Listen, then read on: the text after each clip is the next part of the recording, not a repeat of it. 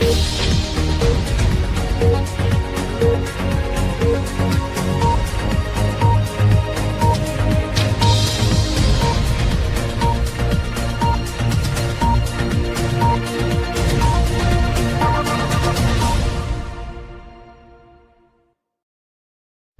gonna pull the whole thing down.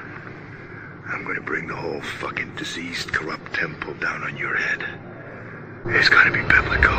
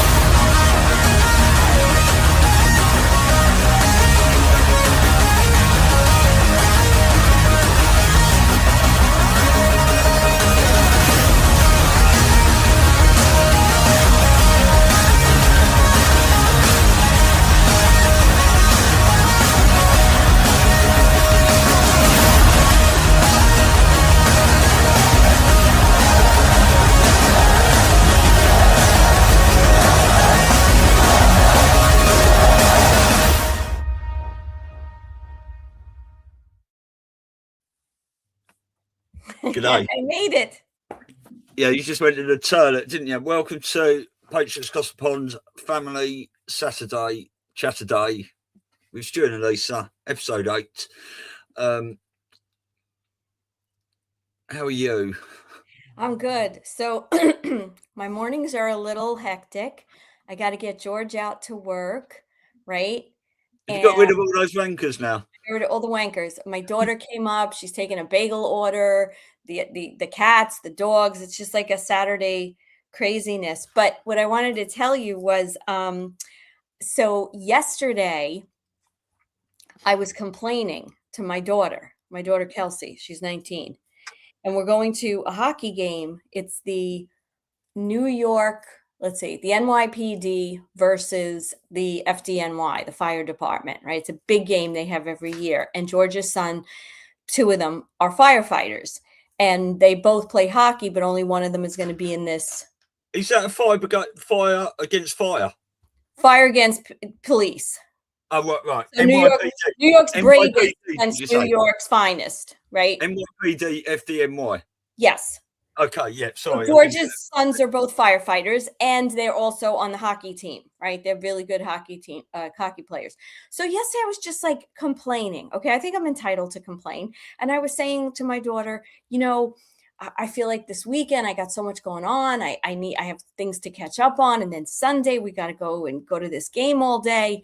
And she looks at me and goes, with everything George does for you, he goes to work every day, and you're complaining that you have to go to a hockey game to watch his son. I go, I'm not complaining that I have to go to a hockey game to watch his son. I'm just saying I need time to get things done. It's another day that I'm committed. And she's like, I mean, all that he does. I said, excuse me. First of all, A, whose daughter are you? Okay. B, I said, what about all that I do for him? What about I make him breakfast every day? I pack his lunch. He's got a hot meal when he comes home. I clean his clothes. I lay them out for him, right? These are the secrets. I'm letting everyone know. I put out his clothes. And she goes, okay. Yeah, I guess so. So I was like, oh, thank you. So he comes home last night, right? Because we had to get on the podcast early with Renee yesterday. And I'm telling him the story. I'm like, look at how nice. Look at how nice. My kid is defending you. I said, he goes, well, you were on that podcast this morning and I had to make my own toast. Lazy bastard. I mean, of course he was laughing about it, but he kept that going for a while, right? He was like, him and Kelsey were like tag teaming me. Anyway. Yeah, I mean, some days you have to make his, as my mate Jen's just come in. Oh, good. Woo-hoo! Yeah, Jen's here. Right, I'll just get on to Jen in a minute. some days you make George's lunch and Every day. it. Yeah, but then he forgets it and you have to fucking drive it to him. Right, because he works in 2 different places. When he's working over here on Long Island, I'm like, okay, when I'm done with my podcast, babe, I'll bring it over. Do you need a coffee too? Yeah. And this kid is telling me that I am not entitled to, just complain a little bit. Anyway, Jen, it's so nice to have you here. You're right. Nice to meet you. I'm just trying to get this camera sorted. You turned your phone and decided it was all right, just then. Was it like that? Oh, yeah, there. Perfect. That's better. Yeah. Can you say us? All right. You're quite small. I don't know. I'm crap at all this. You know that. Can't make you bigger, but it doesn't matter. I can see. Try swiping the screen to the side. That normally works. That's a little Joe Rosati trick. No, it's all right. Don't worry about it. It's okay. I can hear you. I can hear you. It's fine. How do you guys know each other? This is my amazing friend Jen from Liverpool, and Liverpool. Yeah, she's been a warrior through all this as well. Oh, You're going through a bit of shit at the moment, aren't you? But yeah, do you want to just go through your story then, Jen, about go through COVID and when you woke up and this sort of stuff and what you were doing, because you were in the nursing industry at the time, weren't you? It's quite a long one though, but that's right. You're the only one here. How long have you been on now? 6 minutes. I'm not interrupting nothing, am I? No. You're the only one here, so you take as long as you like. I woke up. Well, I say wake up, but the first time I ever heard about anything was thinking about this today. Was Taylor was 10. She's 27 now, so she was 10, and she said to me about the Illuminati and play one of Beyonce's songs backwards or something. And I was like, what are you going on about? Shut up. And that was the first ever time anyone has ever mentioned. She was 10, mentioned it to me. Anyway, never thought nothing of it for years later. 2015, when my dad was diagnosed with cancer, that's when I really started questioning things about it. He went through and we didn't want him to have the treatments and stuff. Why? I don't know, because I'd always trusted in the health service. I'd had all my vaccinations. I was even getting the flu jab. Oh no, 2010, wasn't it? Kathy's here, by the way. Say hi, Mum. Oh yeah, hey Mum. I'll rewind back to 2010 when we had the swine flu jab. I was pregnant with one of my kids. I've got 4. Can't remember what one. I've got that many. And we had the swine flu jab, didn't we? Yeah. And we nearly died, the 2 of us. We were so ill, crawling around this house for 3 weeks on our hands and knees. I went to hospital 3 times. Just didn't even want to know. We thought we were going to die, didn't we? Yeah. And we've never, ever had an injection since then. I swore I'd never have one after that. When that was 2010. Anyway, fast forward to when I was doing 2015 with my dad. Then it's I started questioning things about the 1939 Cancer Act, because he was really ill with cancer. And me and my brothers were researching of ways to get him well, to cure him. And the more you start looking on the internet and reading things, and you're like, hang on a minute, come across the 1939 Cancer Act. What? Doctors are not allowed to promote cures for cancer. It's against the law. And then I was questioning that. What's that about? I don't know. Have you heard about? You've obviously heard about that, haven't you? That one. Yeah, that's still in effect right now. And I was we just couldn't believe it. Why can't they promote cures for cancer? They're there to help us. That's when I started thinking, and I was already in my training now to become an ODP, which is a theatre nurse in the UK. It's operating department practitioner. So I was just questioning everything then, and it was just went from one to another. And then I still trusted in the health service. Obviously, we've done my degree and qualified and started working in the hospital, and then it wasn't until 2020. I don't even know how we met you. How I don't know. Was it through Haley? I don't know.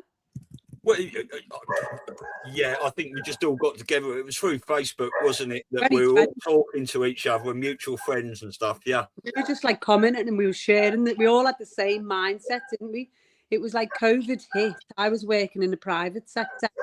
I wasn't in the NHS. So I'm working in a private hospital, theatre department, and COVID's hit. And I'm not going to lie, the first week we were like, what is going on? You know, all them videos coming out of China, people just laying dead in the streets and all that. And we were like cleaning the house and, you know, and like, was it March this time? I can't even remember. It's been that long now.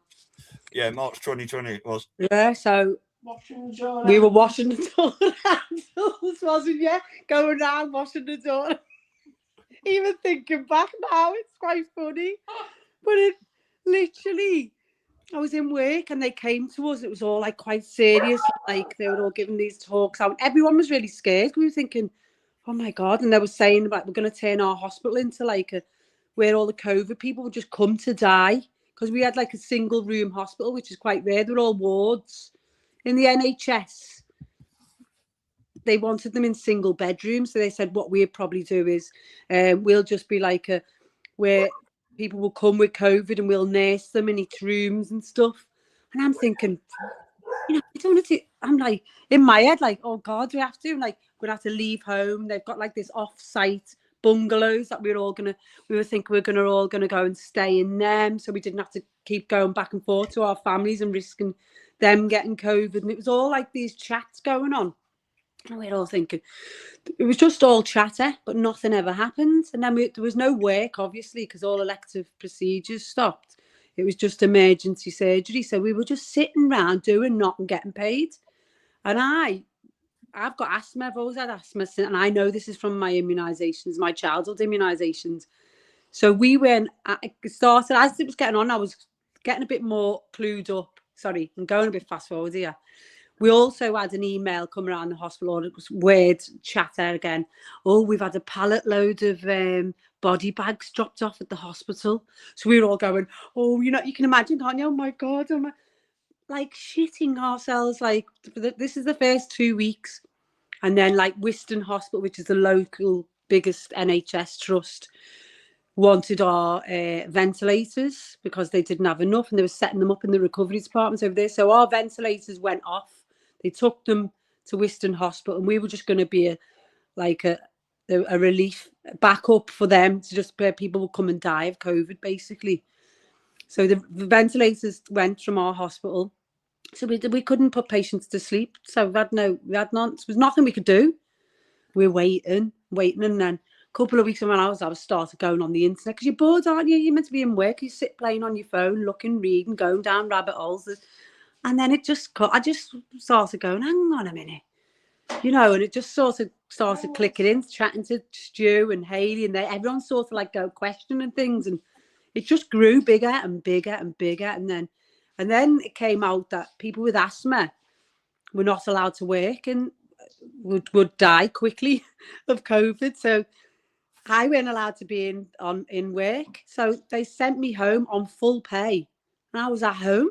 So I didn't even have to be in work. I was going full pay at home, like just researching about it. All my day, I would get up like every morning, was meditating at 5 o'clock in the morning, and really, I thought like a big, massive spiritual awakening was happening in the world or something. You know, because it was quite deep. All the things I was looking into, and a bit too far deep into it at one point. Like it took over my life, and we were all chatting early hours, weren't we, and everything, waiting for like. Even like that 10 days of darkness, I think that was even there then. Like we were waiting for that then. Was we? I don't know. Am I a bit too early? No, I've had a shot. I was getting my shot together before that because me too. I don't know how I knew spiritually, but before we went into lockdown, 3 or 4 months before that, I was preparing for us to get locked in our houses. So I've had tins of soup and stuff and all that crap upstairs for about 6 years. It all went out. I bought it. How many times mine gone out to date, Mum? How many bins have I filled with flour? And it's full again now. Like, I'm full up to the top now. I'm great. It's all back because this story's going to go on for so long, but I'll try and jump it. Anyway, I was at home researching and just met all you guys, and it just went deeper and deeper and more stupid and more stupid. And then all the dancing in the hospital, seeing all my mates dancing. You know, I'm not going to lie, I did a funny dance myself, but it weren't one of them ones, TikTok ones. We were pretending to be, so I was like dressed up as Superwoman, put my cape on with me scrubs on and running past like Superman, going, like, we're taking the piss, basically saying, yeah, like I'm Superwoman, like doing fucking nothing. We're doing nothing. We're not working, like no one's dying, not one person come. And our ventilators didn't even get used. They came back unused. And I was just like to everyone, this is just ridiculous. And then when the jabs come around, I was just like, I'm not having that. No way. Like, it was just like, I've got so many videos on my phone where we were taking the piss out of the COVID, sticking them up, pretending to stick them up, all kinds of fucking like funny videos would go back, if it ever, in the future. Anyway, what happened then? Didn't have the vaccine. Was 2021, was that?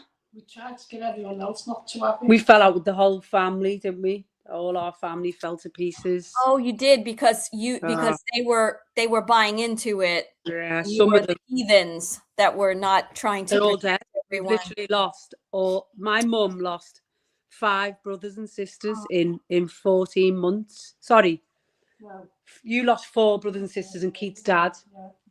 I begged them not to have that vaccine, begged them on my knees, don't have that vaccine. And they said, no, we won't. And they went round and had it. Oh, Not here. yeah, one of them had it on the Wednesday, was dead on the Saturday. My auntie and uncle who lived in Spain, they had a little caravan out there. One died, and she wasn't even ill. He was ill. He had cirrhosis anyway, but he wasn't ill.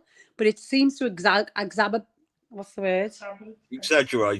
Exaggerate. If you've got an underlying condition, you were going first anyway, because you had that VERD, whatever, it's vaccine-induced immune deficiency. So your immune system's not working, as we all know, and you've got something wrong with you underneath. It's going to get you first. Well, that's what I was looking at it like, and I didn't want them to get it.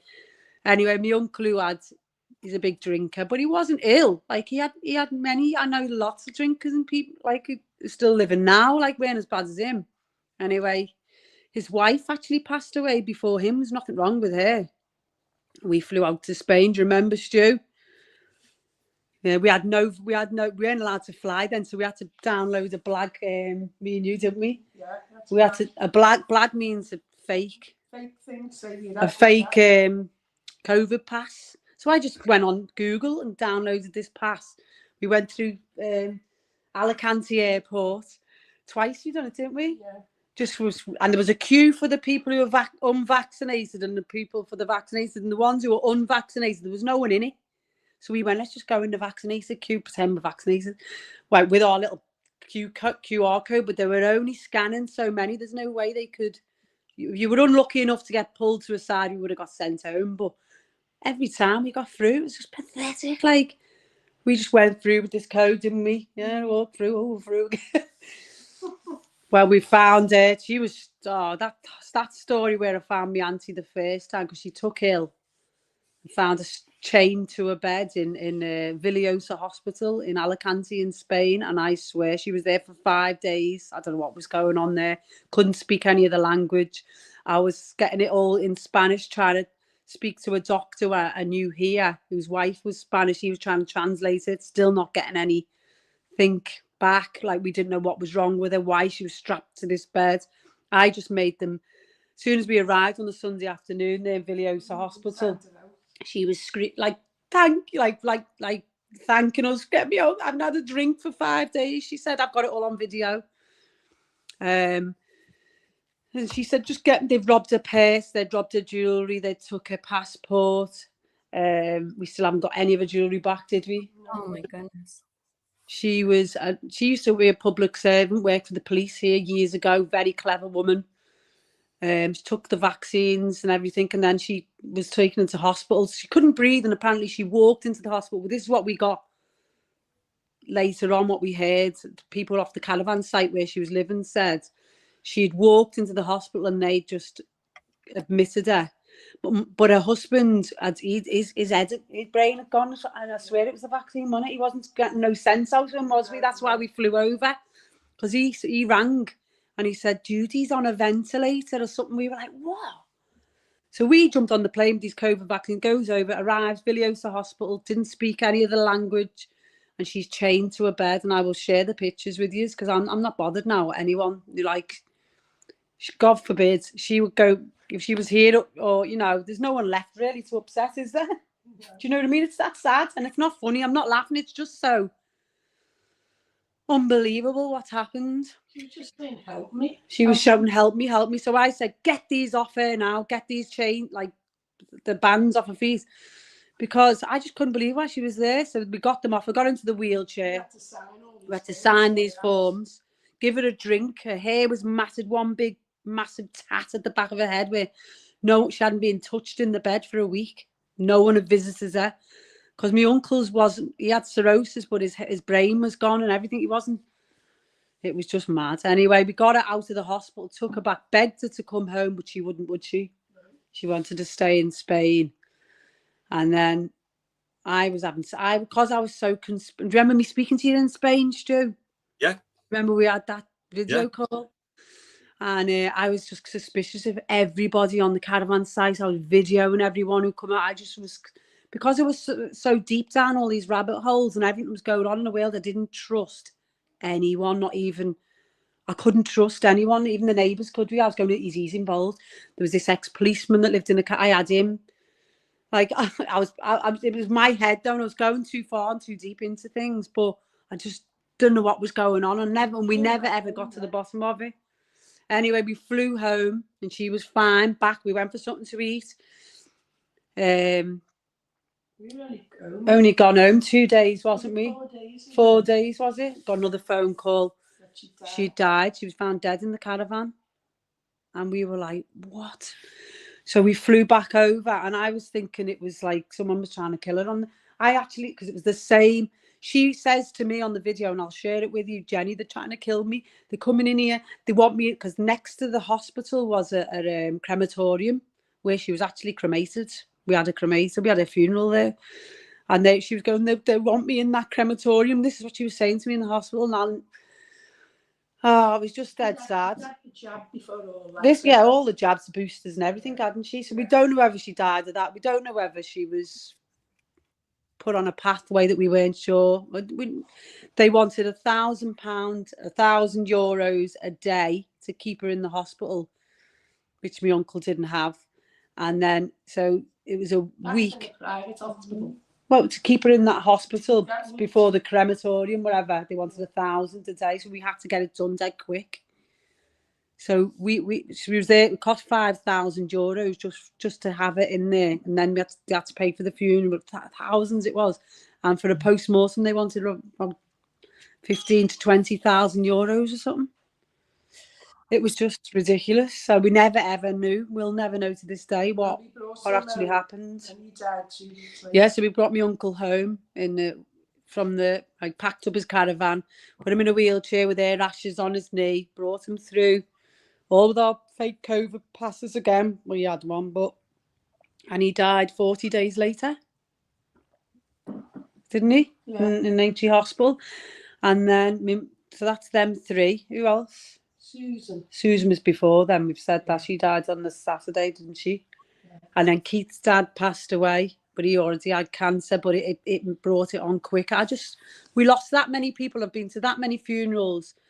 And I've been to 2 funerals in the same day, I think twice in the last 4 years. Now, who goes to a funeral in the morning and a funeral in the afternoon? I don't know. It's just mental times we've been living in, isn't it? And then since then, now I've just got to the point now where, like, the years have gone on. We've lost that many people.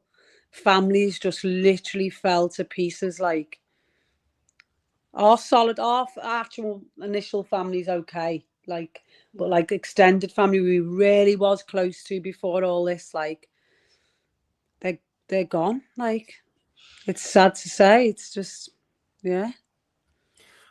How many of those people have woken up in this time, or have they all just No no? more.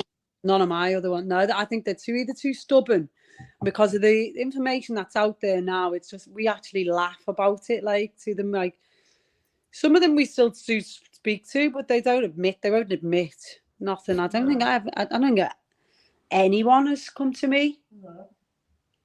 Loads of people have said they wish they wouldn't have it, or work with wish they didn't have it, and I can't even. There's that many doctors like that have just dropped dead. One dropped at Christmas, 55, just Christmas gone. He was just dropped dead. My friend I work with, his best friend dropped dead, and his wife within a week last July, both in their 40s. Like, is that many people now dying? Like, I think people have just come become norm to that now. Because before 2020, that would have been really now it's so normal. People have just, like, it just gets normal, doesn't it? Do you get me? Yeah. Like, Yeah. it's not like, no one's like going, oh my God, like when all the footballers were dropping and that, like, was, I don't know. Like, it's just, I don't bother going to funerals anymore now. I've had enough of it. No, like, we had a friend die last, I don't know if you've seen it on my Instagram a couple of weeks back, 37. Louis, he's one of Keith's very good friends. He was just found dead in bed by his mum. And I'm not sure, I haven't asked the question, but I do think he was, you just don't ask. It's not right, is it? Start asking people, I do think he's had those COVID jabs. And on his death certificate, they don't know. It said unexplained after the post-mortem. I'm like 37, and like I didn't even take the day off work because I weren't that close to him anyway. But it's just like I'm sorry, but I just can't go to any more funerals anymore. Like I'm becoming a professional mourner. That's what I feel like.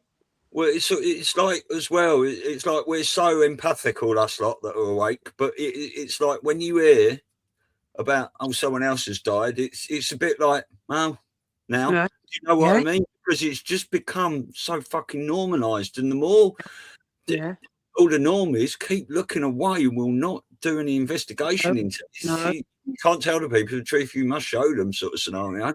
Yeah, but even with showing them, this is what amazes me. Even with showing them, like, people are just, what is it going to take? I don't get it. I mean, I don't mean to cut you off, Stu, but I was just blown away by your story, Jen. I mean, I would love to hear people in the States, because with as many people as I know that got the jab, I have not experienced personally the amount of death and carnage that you just described. Like, everybody I know that I could think of, I mean, they're peripheral in the sense that most people that think I'm crazy, so I'm not really associating with a lot of people, but I know a lot of people that have been, they got both jabs and then they went back and got the booster and this, that, and the other thing, and they're still around, and they seem. You probably know healthier people than me. Like where we live, where I'm from, and this sounds like a bit crazy, but in the UK, I live in one of the most deprived parts of the UK. The Knowsley is one of the most deprived. We have the biggest cancer rates. We have the highest everything. Like, it's Liverpool, Knowsley especially, and a lot of people they've smoked all their lives. Like, we have big industrial factories that drop out crap, and there's horrible smells and sweet smells, and there's industrials. Like, I can't even tell you the smells that we breathe in around here, and how many I seen one yesterday, all people fighting. Mo Salah has just left Liverpool. Have you seen that?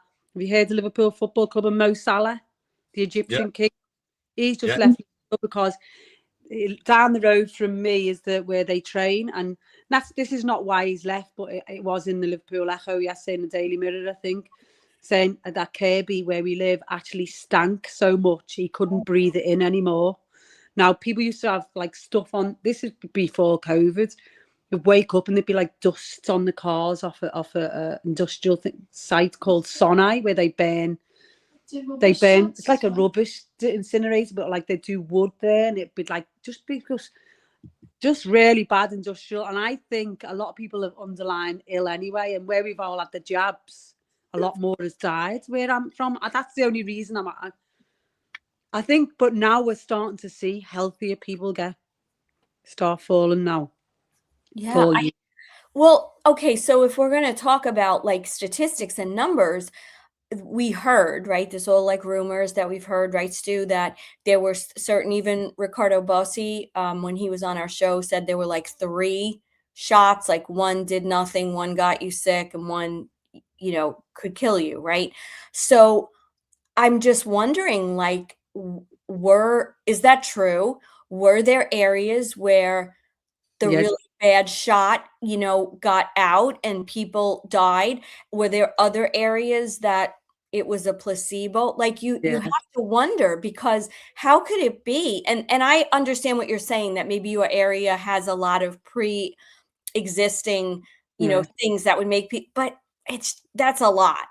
And I don't know. I mean, here, most of the people that I know that died were in the hospital. And then we know that they were given the protocol with remdesivir, which basically puts you into renal failure and kills you. So I knew nurses who, there were nurses I knew that were awake. They go ahead, fire me. I'm not doing it. They left. They, you know, took that terrible fate, right? Like, now what am I going to do? You know, I got to figure it out because I got to support myself. And then I had others who were just completely brainwashed by the whole thing. Why? Which I get in a normie brain. You come in, you're there at night, someone gets admitted. Oh, they're sick, right? And then you come in the next morning and they're dead. Now, if they would have taken the like, stop being emotional and said, well, what happened in between, and realized that they were given this drug and then put on a vent that basically drowned them, because that's essentially what happened, right? Because it fills up with water, the lungs. But they didn't. They just saw this and were like, oh my God, this is like a deadly thing, you know, and they just got crazy about it. So I understand the people that died in the hospital. That was just a death sentence. Like, you're done. But what you're describing, to me, I've never experienced that. It's so surreal. Like, this is a book. This is a dystopian movie that you I'm just touching the surface as well. I could probably name a lot more, like, who I know have died. Jen, all the people you know that died, did they die in the hospital? No. Not all of them, no. David, yeah, they ended up on the Midazolam, didn't they? Slowly, but we don't know with Susan, because we fell out with her daughters, and my mum grew up with her all her life. We fell out with her daughters because of what we were putting on Facebook. They wouldn't let it. My mum in the hospital.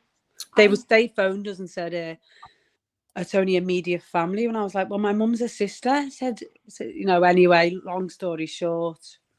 I was on the Wednesday for a drink before, because I was going away somewhere, I don't know where I was going.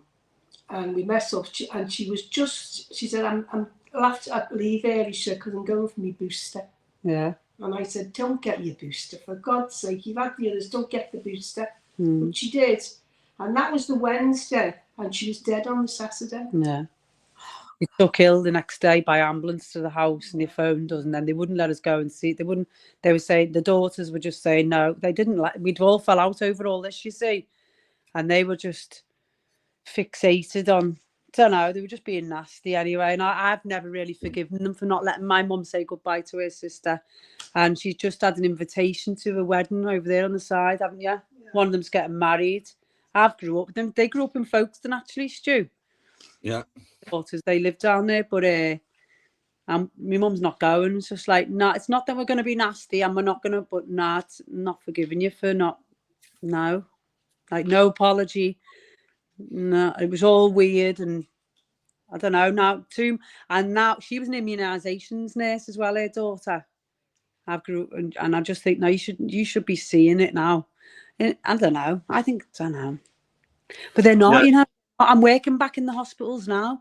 I lost my job as well back in the day, didn't I? I don't know when it was, when they were enforcing the injection. I wouldn't get them. No way would I be getting them. So I said no.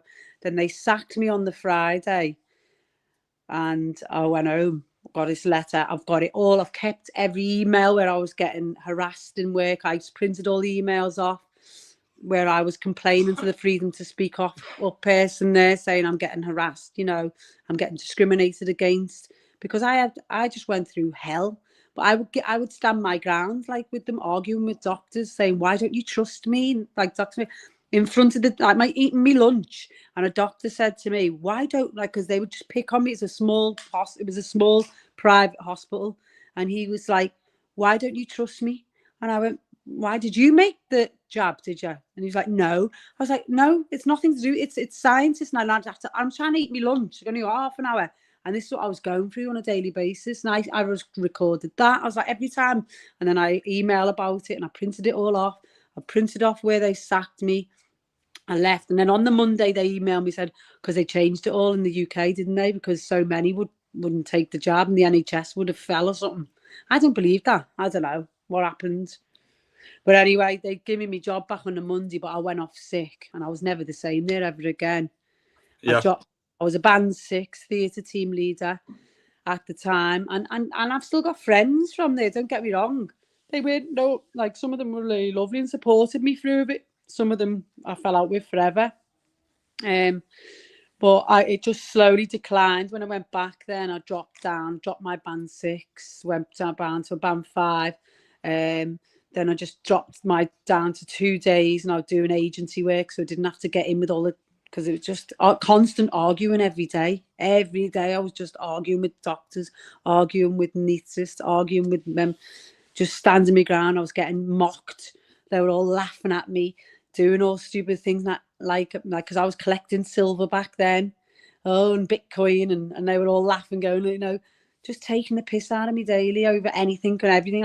But I can take a joke. I'm a Scouser. You know, we give it, we can take it. That's the type of culture I've been brought up in, so I could take it. But in the end, I just, don't know, left. I can't remember, I just left, and then I moved to Australia. Yeah, I'm going to ask you about that in a minute, because it was I was obviously waffling on doing my little Stu's News, talking to myself most of the time since May, wasn't it, 2020? I started that, and I think in late 21 I started doing my Zoom chats, and you know, you were coming on, Hayley, Nick, there was a few others, but it was you three that came on most of the time, which was good, because you were an NHS nurse giving us a bit of stuff. Nick was paramedic, and Hayley just used to bang on, but the three of us used to really just, you know, go through all this sort of stuff, and it was excellent having you three guys on all the time, because you supported me a lot through it. But then, yeah, you fucked off to Australia, didn't you, to get away with it, and that was even worse, wasn't it? Yeah, fucking hell, wasn't it? I can't even tell you how brainwashed they are over there, honestly. Like, I cannot tell you. Like, I was just shocked. Like, how long did you last over there? 6 months. Yeah. Sold all my silver for £5,000. I had 6 kilo of it. I got £5,000 for it. I would be. I am buying it back now, and I freaking treble the price. I can't believe it. Bless you. Gutted, but I just don't know. I just wanted to get out of here, and you know, went over there, got a job in a hospital there called like a public hospital in Perth, women and babies unit. Lovely people, beautiful people, but don't know, can't explain it. Like, everyone hate Trump. All they do is talk about Trump every day. Every hospital still does now, though. I had it on Friday. Like, they absolutely hate, just everyone hates him with a passion. And I just can't believe that they're not seeing, like, the media for what they are. And I'm just past arguing with people, because it's like, fuck, here we go. I'll have my Trump socks on. Like, when he got back in that day, that was me. I was in Australia. I was in the tea room, and it was all over the telly, and they didn't really know me, though. I'm just this little scout lamb there with me Trump socks on, with his hair sticking out the bottom of me scrubs. And because I'm so happy he got in, I was like, oh, like, I couldn't believe it. I don't even know what time it was in Australia when I found out. Like, I think I actually cried tears of joy. And went in there, and it was just hell all day, and I hadn't. But I didn't say nothing, Stu. I couldn't. I'm not going to lie and say that I stood up. There was not one person I could get on my team, not one. So I was not putting myself through it. Like I was going through it, just being in Australia and uprooting the family. And I had stuff like, we went through some stuff when we were there with, like that is a whole new story. And I just couldn't be putting up with the tensions of work, giving me, that again. But I didn't need to. Like, they're just indoctrinated. There was, I don't know. And then I came in a hospital I'm in now, and I'm only just started 3 months. And I haven't really met anyone. I haven't really got that close to anyone yet, but I don't want to. I don't want any friends now. I'm past it. Same. Isolation's better, isn't it? You don't want to have these conversations. I was in the gym this morning. One of the guys I speak to all the time. I've got a pint bet with him, actually, that Trump's a good guy. No. And he was saying to me this morning, Trump's a Nazi, Pete Hegseth is a Nazi, Steve Whitcross, they're all Nazi. There is the Republican Party, Democrat Party, and MAGA. It's all split. They're taking us to war. They're all celebrating it. They're ghosting. And I just went like that. I'll put my music on now, bruv. I'll speak to you in a bit. I couldn't do it. Yeah.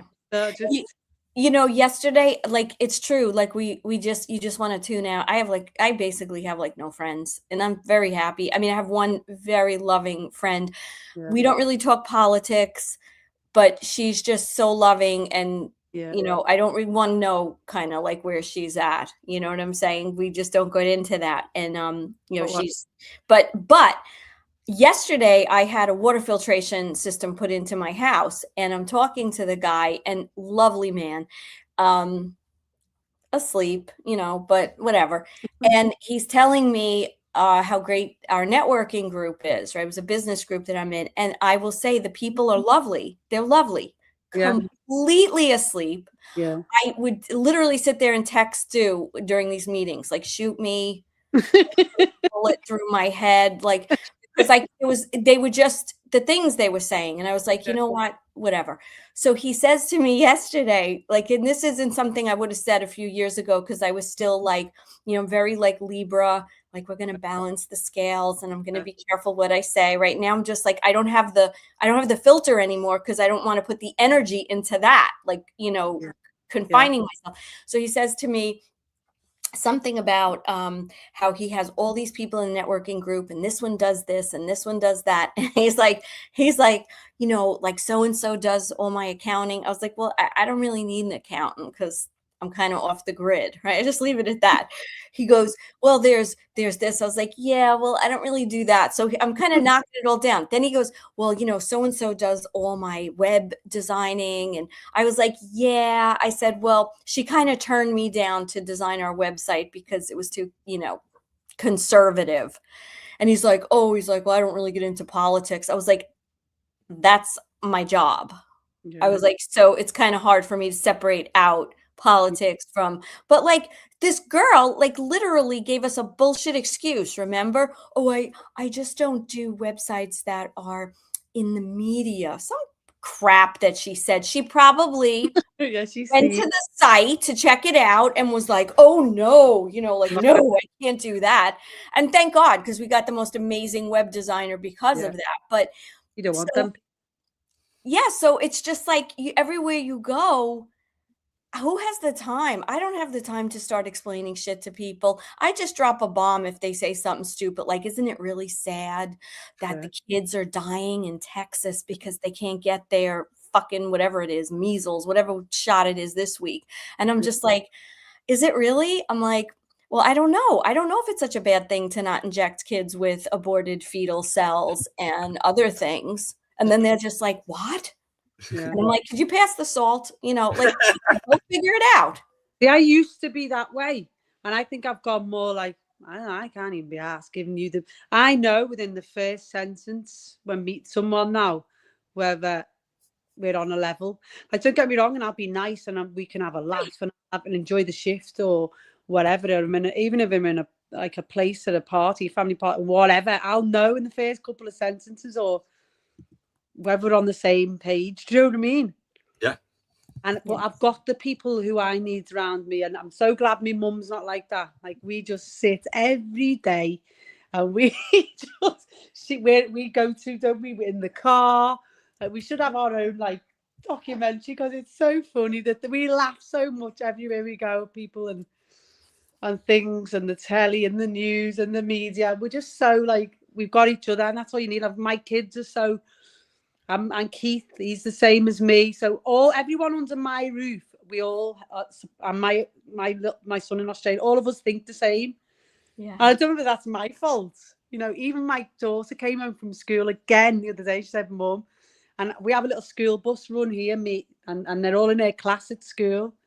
And the teacher said something, I can't even remember, I wish she was here to tell you, something about Donald Trump and this war and something like that. And my daughter, they just don't conform. Like, they're independent kids, and they just say how they feel. And that's the way I've brought them up. And she stood up and went, well, what about this? You know, questioned her. He's not doing this. No. And she was like looking at Leah like, you know, what are you going on about, Leah? And then David, who's another kid that gets in my car for school, backed her up. Something about loving, you know, liking Donald. They're like, you like Donald Trump? And all the other kids were like looking at me like, yeah, we do. And then even the other kids said, yeah, I like him. And it was just really funny, because I was thinking, I don't need anyone else. Like, everyone who I like is around me, and I've got nice friends, and I don't know, that's it. Like, I'm just getting on with my life now, and I know what I know. I don't need to know any more rabbit holes either. I don't need to know anymore. It's just shocking now, all the stuff that's coming out now. It's like so much is happening. Like, you know, all that Minnesota stuff and the Somalian things that I'm following in America. No one even knows about that in my work, or they don't know anything about all that. They don't really follow any American news. They're just BBC and that. So, but that is shocking, and it's going on in England. I can't wait for it to all start happening here. Like, rocking up at places, and there's no kids in them out. That's just like, they're getting millions off your taxpayers' money. It's just, people are like paying their taxes out their wages. They don't care. I'm like, just mental. And I don't bother putting much on Facebook anymore. I just think, I just can't be bothered. What is the point? Yeah. Yeah, I put 2 or 3 things on there a day. You know, I might make a post on Telegram, and I might make 4 or 5 posts on there. But I don't ever look at what anyone else is doing. Not interested. Because it's depressing looking at people's dinners and fucking other stuff. You know, it's just, there's nothing going on. Yeah, no, just over it all now. Just want it to happen now. Whatever's going to happen. I think we're going to have a bad few years. I don't know. What do you think? What is coming? I don't know. I think hold on to your hat over the next few months, because we're going to see some serious shit. Look, none of us like date fagging and all that. We've all learnt better. But let's see if King Charles gets announced dead today. That'd be very interesting, because a lot of people have been talking about that. Yeah, it's just mental, isn't it? At the minute, like, I don't know, just like so much is going on with this Iran, and then it's all making sense. Like, and then one day I'll be like, yeah, but it's got so many twists and turns, and I'm like, and then I'm like, oh God, no, what's that? I didn't like that. But it's just so deep, and it's so all connected. Like the Epstein, everything is connected, and like, I'm like, no one's seeing it, and they're all now just jumping. Trump's being Epstein. I'm just like, fuck off. I was posting that 4 years ago because of Donald Trump, like for a full year. Like, why? I just can't be bothered. I'm just like, I'm not even getting into it. Like, we wouldn't even know who Epstein was if it weren't for him. Yeah, exactly. Right. That's right. You know what? It really comes down to one thing, and we've talked about this on the show. It comes down to the fact that either people understand there's a military operation going on worldwide, and they understand what the strategy is, and they understand that in this kind of war, it is exactly the art of war by Sun Tzu, to deceive the enemy, to play a role, to infiltrate. And if people don't understand that, especially if they're not awakened and can see the bigger picture a little bit more and live with duality, they're going to see just the surface of what appears to be that interpretation. You know, he's a Nazi, he's a warmonger, you know, all this nonsense that is meant to that's part of playing 5D chess and being in this war to take down this evil that's been running the planet for God knows how long. And I think that's sort of the root. I used to think it was like trying to get them to see there's corruption and get them to see that, you know, look who's making money, look who's controlling you. But now when people kind of go off on Trump, I don't defend anything. I just say, do you understand what's really going on in the world? Do you understand that we're basically being run by the military right now, that the government's been devolved, that there's an international alliance, and then they just go like white. Yeah, like, what are you going on about? Because they haven't looked into Shuts them up. They're too lazy to look into anything. People don't want to watch a video longer than 5 minutes. You can't even get them to watch one for 5 minutes. I'll watch one for 2 hours. Sometimes might fall asleep in the middle and then rewind it a few times, or in the back. I'm on the back, like, and I'm just hoping, you know, you've got it on the side of the bath or in the car on the way to work. Everywhere I go, well, if I'm on my own, I'll have a podcast on. Like, I'll have something on, just listening. I won't like listen to the normal radio unless I've got kids in the car or family. You know, I'll just put the radio on then because you want to listen. You know. If I'm in the gym, not that I go very often lately, but if I do, it's just watching a podcast. That'll keep me, you know, while I'm on the treadmill. That's how I do it. Yeah. But like, I don't know. It's just mental. I just can't get my head around how it's gonna play out, and it's like watching the best movie you've ever watched. But you want the ending to come, but you don't at the same time. Like, I'm so excited, but then I'm quite scared. And I'm like trying to prepare. And I really want people who I love, who are not awake, to stock up, because you're not coming knocking on my door for mine. Like, I keep saying to Keith, like, everyone laughs at me when this all started. Like, we know where we're all coming, because they've all been to my house for years and seen all the like stocks of everything everywhere. And it's been in the bin and stocked it up. And they all laugh at me. And I said to Keith, stop telling people, because when it actually does happen, they're not getting it. I'll give them a little cup of rice at the door. Yeah. You can see it all sort of like leading there again, can't you? Because there's obviously this meningitis scare that they're doing, but it's really being pushed now that this oil crisis, which I believe Trump and Putin, they've all prepared for what's going down. He's going to push this scarcity and potential lockdown again. So, and we've been saying for ages we might have another. I wish we were in America with Trump. I want Trump to be here. I hope we get. I think we might. Do you like Rupert Lowe or Robert Lowe, whatever his name is? Do you like him? Well, he seems to be, because we've all sort of been behind Nigel Farage as the change and reform, right? Over the last few years, because he's interviewed Trump, he's been on stage with Trump at a couple of rallies, and we've been watching it unfold. However, he said certain things lately, and then he's obviously had a split, and Rupert Lowe has left reform and all that, and now he's got this restore party, and then that 1 minute video came out, and on the 29-second mark, the O turned into a Q, like the video Elon put out. Is this part of the plan? We know there's a military operation, and the military operation is not just in America, it's worldwide. Like Australia's not gonna, they've got protection there as well. Are we all protected? Because that's what I don't know. I'm just like, you know, I don't know.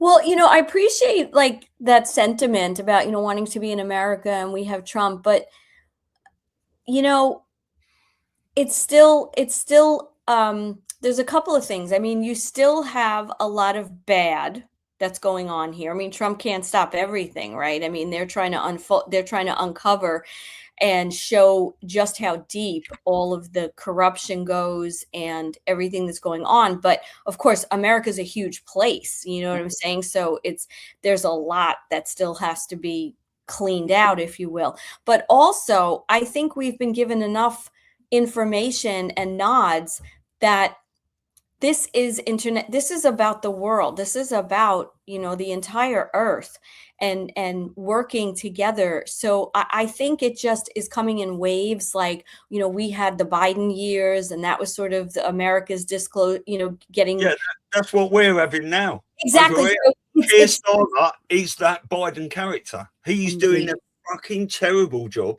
Unbelievable. Like, it is like not like, it's unbelievable, and no one likes him. Like, it's just I just literally, like, I remember years ago, you'd be sitting there, you'd go, like, we haven't had like an event, like you'd have the tsunami. Do you remember on the Boxing Day tsunami? And we had 9/11, and I remember thinking in my head, like, after like it'd be a year or two, and I'd go, well, we haven't had no, like, not knowing like it was a red flag, like a what are they called, flag? False flag. Yeah, false flag. Not knowing back then that there were false flags or whatever. But I remember we used to sit and go, God, we haven't had like a major event. Now we've just got them every day. Every day. There's something going on somewhere. Like, it's just one, bam, bam. It's just the world. It's just a mental place, isn't it? Yeah. Well, and I think what they're trying to get, like, it's great. I think, I love Trump and have loved him long before he was in politics, just being from New York and the same borough as him and everything. However, that we don't want to get ourselves into that same situation. This is about taking back the power. It doesn't really matter. And it is true what they say about local, your community and knowing what's going on. And, and I think that's really the key, because if we still, as a society, a human society, still feel like someone's going to come along and save us. Now, granted, there are certain things we need someone like Trump and Putin and all these people and the alliance and the military, because we can't physically do it on our own, right? Like cutting off the head of the snake and, getting rid of the central banking system. But there's still, like, all of us on here, everyone, yourself, we're still taking that personal power and not complying, living life the way, in a free way. I mean, I'm looking at all these comments in the chat, like, nobody's buying into this. Oh, you have to go to a doctor every year and you have to get checked. Why? Yeah. I feel good. I'm taking care of myself. I'm doing natural things. I got to go to you so you could give me 100 tests. And God forbid, the day I go, I might have a little high sugar because I just had a chocolate cake. And now they're going to tell me I'm diabetic, That's happened to you, didn't it, recently? We had a funny... Oh, that's a funny story. Take the medication. Do you want to see it? This is what she keeps getting. Look at it. Well, no, you take. Yeah. Where's behind all the wine glasses? Like, all her metformin, piling up she doesn't take. Oh my God. Statins. What are they for? So they said she had went for a what how's it start? She don't know, she didn't feel well. She had a blood test or something, like a health check or something. And Said you got the diabetes too. Type 2 diabetes. So She's I like, started taking that medication. And it's not And like I you really. started taking it, and it was like each week I got a bit worse. And after taking it for about 2 months, I thought I was going to die. I know. I walk everywhere. I couldn't walk. I was like, oh, I'm not taking this anymore. I know. So just when I went to the doctor, I said, don't want that medication anymore. And we're like, and anyway, the doctor, I got a phone off the doctor. He wanted to see me. And I had to go with her. It was so funny. We went into the doctor. It wasn't that, because she won't take none of the medication, none of the stuff, and she doesn't comply with anything the doctor says, and she won't answer her phone to them, and this, that, and the other. And I just said to them, I'll change my diet. I'm going to do change. We went in and sat in the doctor's room, and we both sat there, and she went, Doctor, I feel as fit as a butcher's dog. And I was laughing. Like, what are these doctors going to do? Like, I think about it, and there's a certain sadness, because here you are, you spent all this time, all this money, you pay God knows how much in malpractice insurance. Mm-hmm. Most of them can't stay in, at least here in the States, can't stay in private practice anymore, because it's just gotten so prohibitive with how long it takes the insurance companies to pay, and we could go on and on. And now you're hearing that everything, for some of them, you actually hear patients say, I'm not buying into this. I don't give a shit what your test says. I'm not coming back, whatever. It basically like, it's like a cognitive dissonance, everything I've been trained, everything I know. Who am I?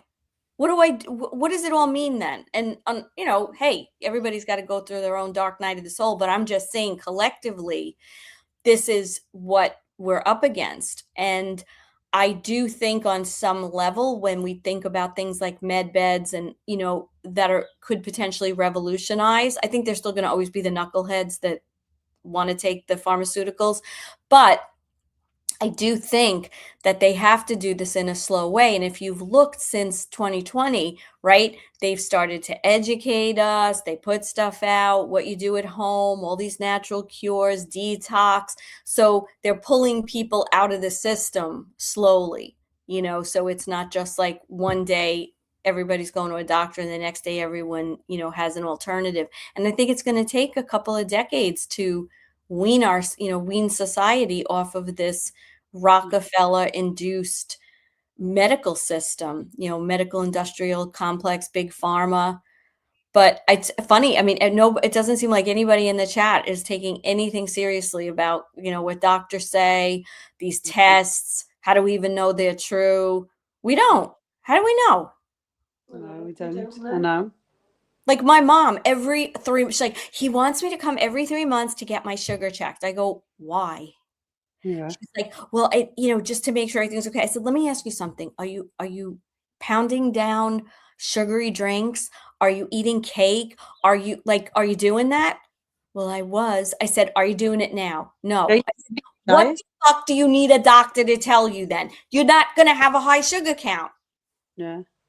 They just operate and do like cholecystectomies and take out the gallbladders. That every day you want to see the lists with them just taking these body parts out. Like they're there for a reason. Like it's just mad. It's crazy. Yeah. Hi, Simone. Hey, how you doing? Glad to have you. Oh, you're muted, Stu. I'm still muted. Stu No, was mate. muted. I was just saying, Simone meet Jen, Jen meet Simone. Hello, Jen. Nice to meet you. I was listening to your story. It sounds horrific. And it just makes you think that they sort of target certain demographics, certain areas I think with the so. old doodah. Yeah. I actually do think though loads of people got saline in their jabs because my uncle, we're flabbergasted how he's still alive, don't we? He still gets boosters now, and well, I don't think he's had one this year. Hasn't had one for about a couple of years. Well, he had loads. He must have had 5, and he's still alive and breathe every day. We phone him Monday, Wednesday, Friday, and like if he doesn't answer the phone after a few rings, we're like, oh, is it today? How awful is this? We absolutely adore him. My mum, you love him so much, don't you? And he's not in the best of health, and we just can't believe. We think he's had saline because there's no way he's got some super immune system. I don't know. That's like my mum. She's about 84, I think, 85. Fit as a fiddle. She's had them all your boosters, everything. Yeah, my dad had 10. 10? I didn't even know you could have 10. Yeah. My dad's had 10. Can I have an extra one, please? Yeah, but if you haven't heard this, I'll just tell this story again. My dad went into hospital last year, and the first couple of days he was in the corridor, and it sounds awful, doesn't it? But he was right up the end, and he had a couple of guys around him. He was all like that with his arm, couldn't move, and he was in there with sepsis and cellulitis, I think. Anyway, that's what he was diagnosed, but he was in there about a month. Anyway, that first night, well, my brother went the first night with him, and then I went the next day. I said to him, while you're in here, if anyone offers you a COVID or flu shot, you do not have it. Okay? And I was really stern with him. I looked him in the eye. And he went, okay, all right. I said, good. About half hour later, 2 doctors came round, and Indian and African, I think they were. And he informed them that he'd already had nine jabs at that time, right? I was like, for fuck's sake, no wonder you're in here, blah, blah, blah. Anyway, I'm sorry. over that month, he was in hospital. We sorted all his place out, got him loads of new stuff, all these things. He came home and he was all right. He was, he's sharp as a tack up here. He's a bit forgetful now. But a few months back, I went round there and we were just having a chat and this came up again. And I said to him, well, you've already had 9, haven't you? And he looked at me and he went, it's 10 now. And honestly, my jaw just dropped. I just did not know what to say. I think that's the biggest thing that's sort of come between me and my family is that they just would not believe me. And that's the biggest wedge that's come between. It's like, I can show her all these documentaries. She sat and watched the Fall of the Cabal, and I'm definitely not going to get it now. And then a week later, I call her and she's on a bus. I'm like, where are you going? Pissing down with rain. You don't go out when it rains. I'm on my way to the jab centre to get a jab. And I don't want an argument, blah, blah, blah, blah. And it was because she wanted to go to some quiz night or something with a couple of friends. She wouldn't get out to go to the pub and have quiz night. Every day gets these on the phone every day. I get them as well. Meningitis booster. That's the COVID booster. Shingles booster, COPD. I don't get any notifications like that. No, I don't. Like when did the government ever give you anything for free? Come on, even that's the one question. Like, do you think they like you? Like, did they like you? They don't give you nothing for free, but they give you this. Yeah. It's for your safety. And if you don't do it, we'll shoot you in the fucking head. We took appointment. There was we all went because I don't know why we're all in the doctors. This was a few months back. Me, my daughter, fella, the 2 kids. I think they were all sat there in a line, and the doctors and anyway, this fella come in and he goes up to the counter and we just all sat there, and it was quite busy in the doctors, and he went, I've just come for me booster, to the counter, and all of us just looked at each other and went. All just burst out laughing. And we were all just laughing, and no one in the doctors knew what we were laughing at, but we were all just in a step. Like, it's 2025 or whatever. And we're like, how the fuck is people still getting it? Yeah. It still makes me laugh. So is your protocol with trolls just to ignore them then?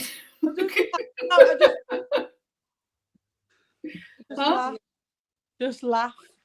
I mean, Elisa and I talk about this a lot, and we do think a lot of this stuff being put into people now is just saline, and we do think that has been the case for a long time if the Patriots are in control. Because one of the look, while this is all still going on, you've got a lot of people that still haven't woken up. They don't use the internet. All they do is, the youngsters scroll Instagram and all these things, but the elder generation, they generally watch the TV, they watch the news every day, they're still living in fear. And what's the best way to put the fear right up these people more is for them to go and get their flu shot and go and get their COVID jab, and tell them they can't have it, so the white hats potentially might be gauging this situation to see where people are, to see how many people are on board, to see how many people are not having them now. It's a massive discussion to go into, but I believe how many people are queuing up for that meningitis one too last week again. In Canada. What the heck? And they're all youngsters as well, aren't they? Yeah, all young, and they're meant to be, and I think that's what this was, testing the younger generation, see where they're at with the, they don't watch the news really, none of my kids watch any mainstream television, they're all TikTok, and they're probably testing to see where they're at. So is that a college or a university, that Canterbury place? It's a university. So they're sort of like 19, 20 age. So when COVID started, they would have been like 13 or 14. So Yeah. if you think about the brainwashing they've had, so they were children really when all this nonsense started. So it's their sort of their teenage years. It's just been COVID, hasn't it? And scare tactics. Just reminds me, I didn't tell you. Last week they tried to get my 16-year-old son to have his meningitis jab in the school. He went, I'm not having that. They went, yeah, you're coming in. And he was like, I'm not having that. That was last week. I forgot about that. Yeah. It seems to be the working class kids that are like, fuck you. Yeah. Yeah. Yeah, they're less indoctrinated. They still have common sense. They're able to have like a wherewithal. Yeah. 100%. Yeah.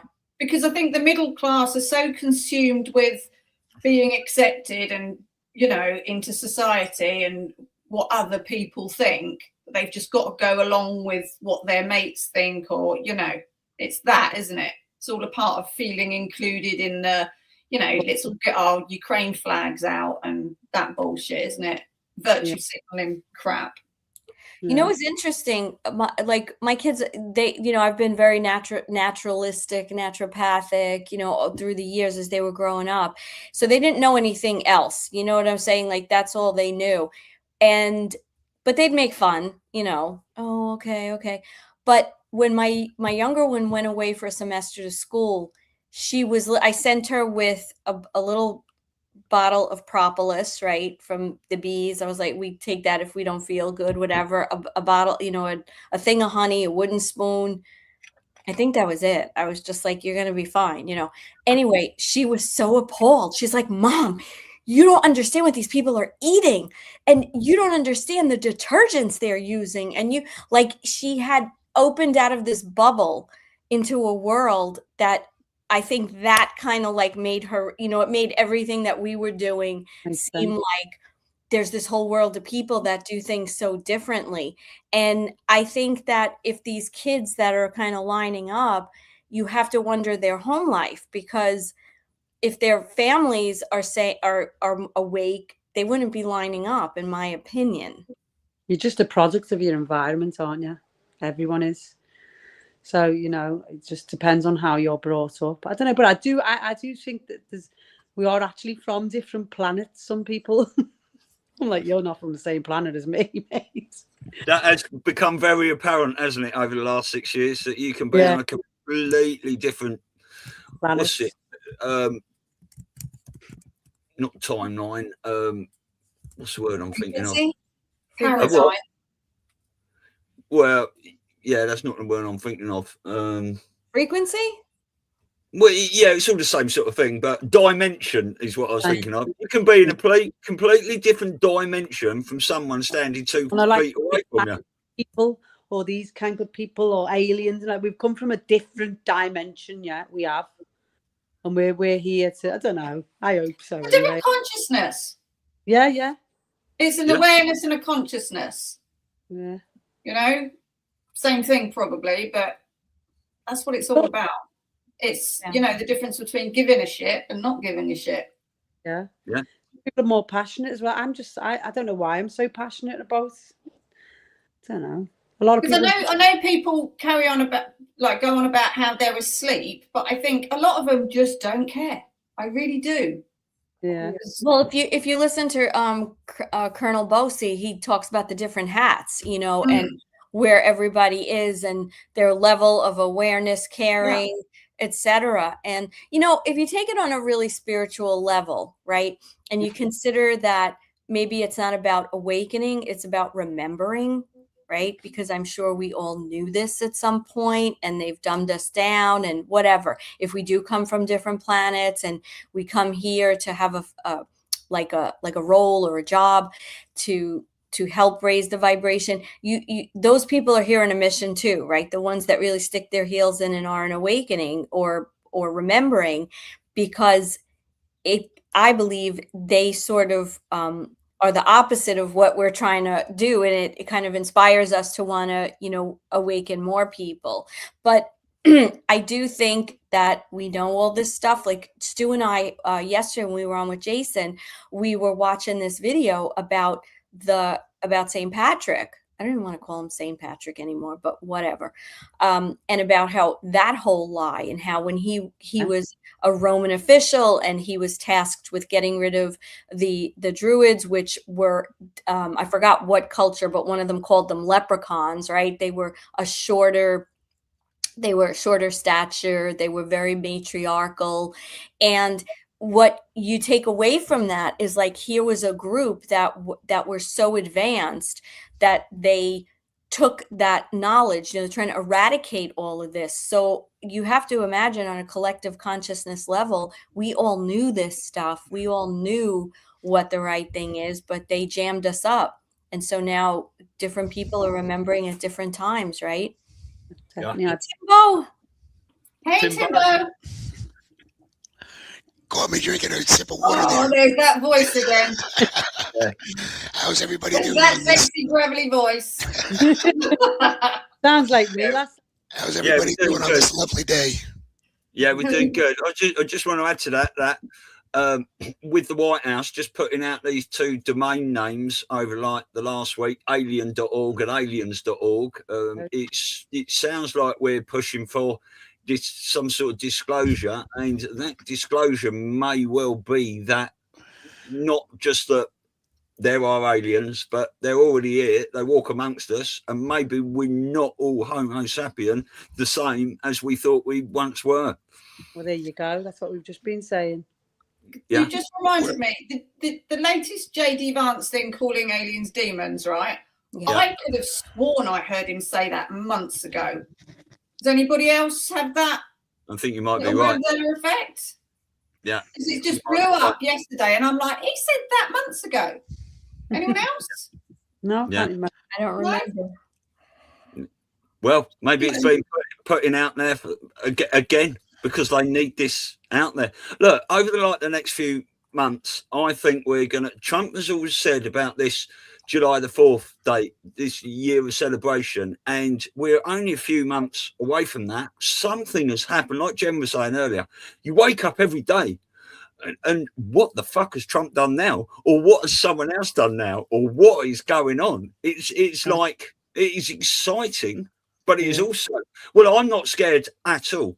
But it is scary for a lot of people, because a lot of people that have been awake over this last 5 years are starting to sort of go the other way, black pill, panic about things. I don't understand what's going on, but we said it was going to get more and more confusing the closer it gets to the end. And it's confusing, isn't it? Yeah. It makes you realize how important it is to say, I don't know, and be fine with it. Mm. And that's just the way it is. I don't know. And that sits fine with me. Of course, we're all searching, but it's, if I were to hear a politician or somebody at a debate, you never hear it. Even from a school teacher, kids ask a question. Why does there always have to be an answer? Why can't I don't know be accepted? If you ask a politician a question instead of a wheelbarrow full of word salad that doesn't even answer the question, I would probably hire and hold him in higher regard if they were to say, that's a really good question. I don't have an answer to that. You're an empath. That's because you're an empath, but a lot of people have egos and they have to be right. Yeah, or they're trained. I think people are quite happy to go, do you know what? I don't know. Yeah, or they're trained, right? Like the medical profession is a perfect example. I went through 5 years of infertility, okay? They had to always have an answer. They had to give, oh, it's this, you don't have, it's your husband, oh, you don't have good eggs. So I finally said, I'm done. And I started adopting, right? Went to another clinic that had a totally different, like I said, listen, I'm here for 3 months because that's when my adoption certification is going to be done. If you could get me pregnant, great. If not, I'm going to be a mother, so it doesn't matter. And I had a different empowered attitude. We actually took a different method. We used donor sperm.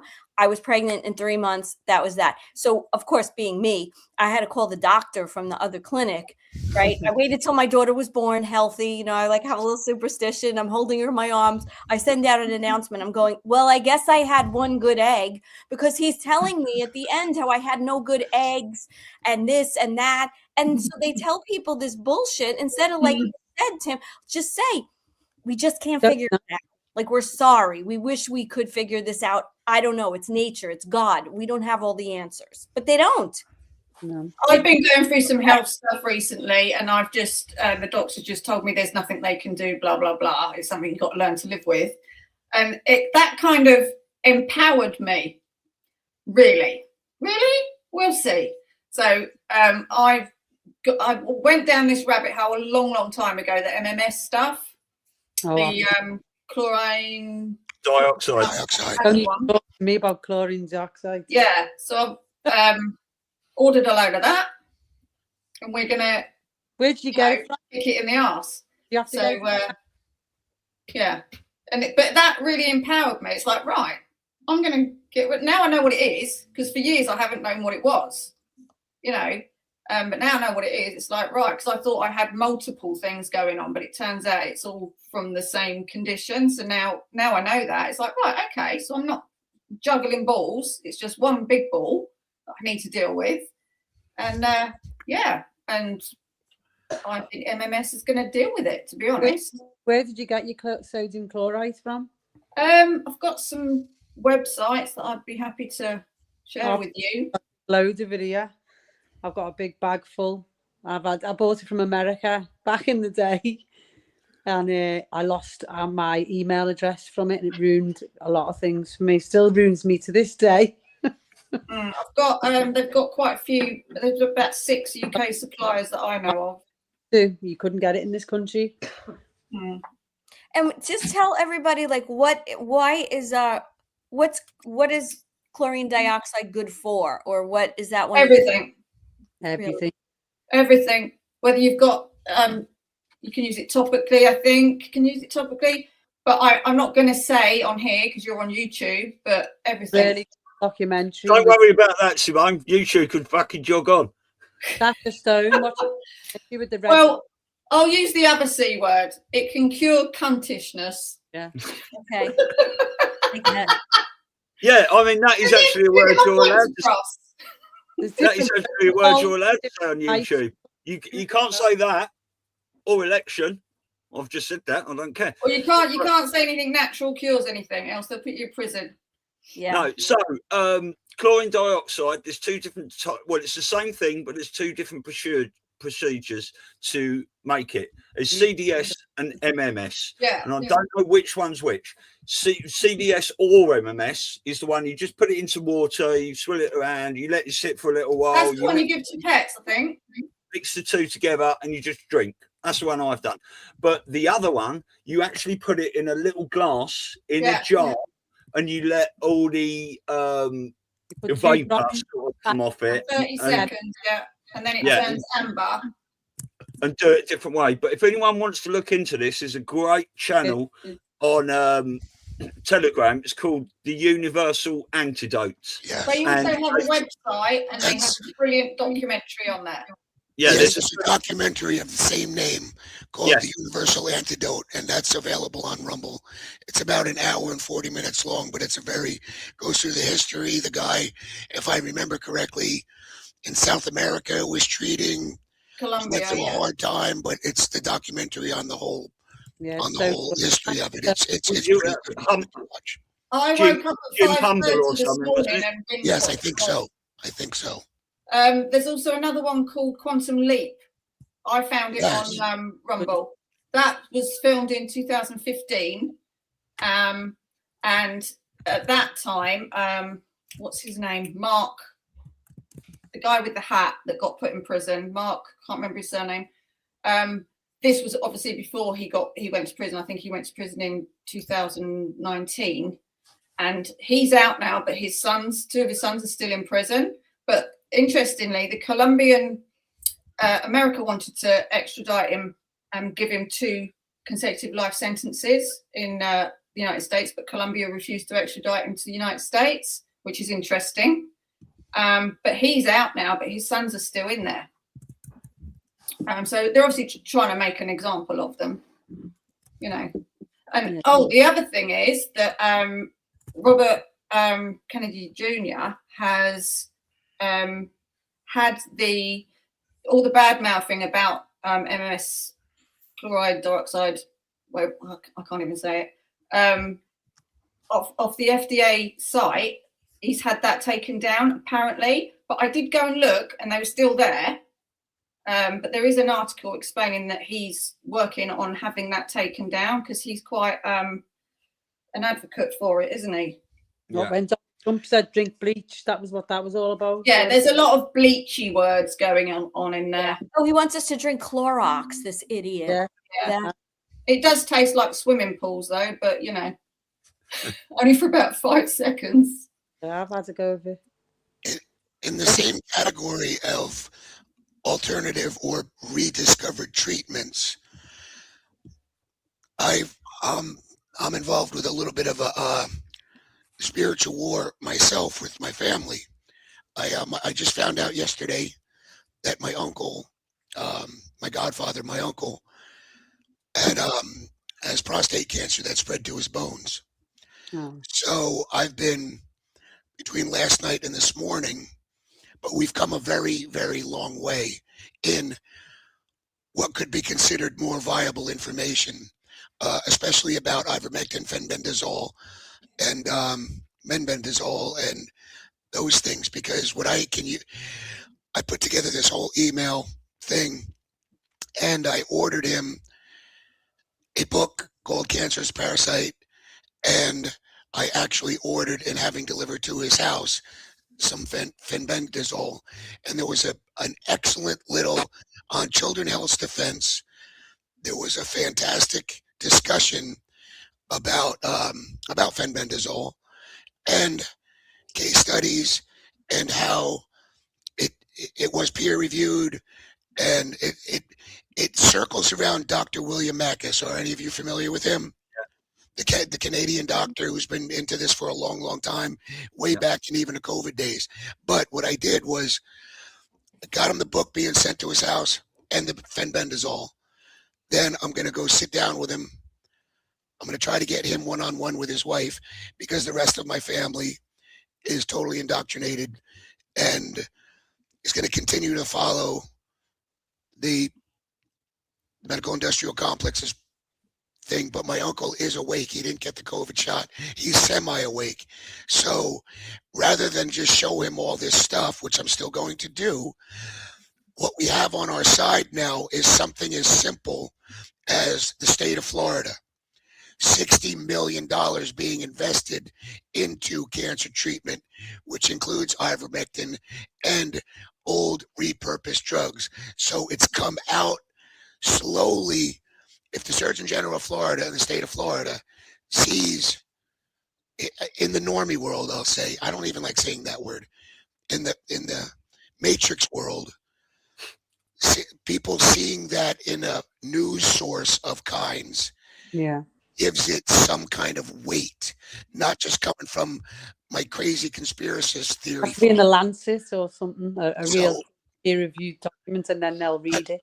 Actually, I think it was at MSN even put it, even has it as a story. But there's a handful of them you can find. So what I've done is I've included that as the beginning, kind of like to soften the blow of this isn't whacked out weird corner of the internet stuff. Your government agencies are now spending taxpayer money to research this, although they already know that there's viable research behind it. But I use that to crack the door, and then I'm going to provide them with this interview that I saw, along with the Substack article that was written on it. And by getting him the book and the actual exact brand of fenbendazole that is talked about in the discussion, it's like in the Matrix, you say, I can only show you the door, you have to walk through it. But in this case, by getting him the stuff delivered to his door, I'm showing him the door and opening it for him. Now all you have to do, you got the stuff right there. Take a little serving of it, put it in your yogurt, just like the discussion you saw.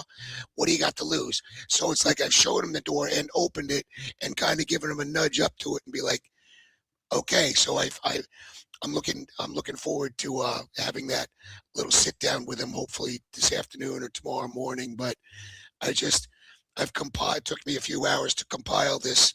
I don't want to go too crazy with him here and then check out chlorine dioxide. Do that. It's like, okay, if I have to, this is what I feel confident in. I can provide the most normal or not too conspiracy theory information about, and prayers. And I also want to tell him that you can do this. You got this, because your mental approach, your mind, your soul, your spirit will help tell your body. Because if you go into it, this isn't ever going to work, and that's huge. No, Yeah. You got to go into it with your mindset like, I'm doing this. I got this. I'm not ready to leave here yet. I got more stuff to do.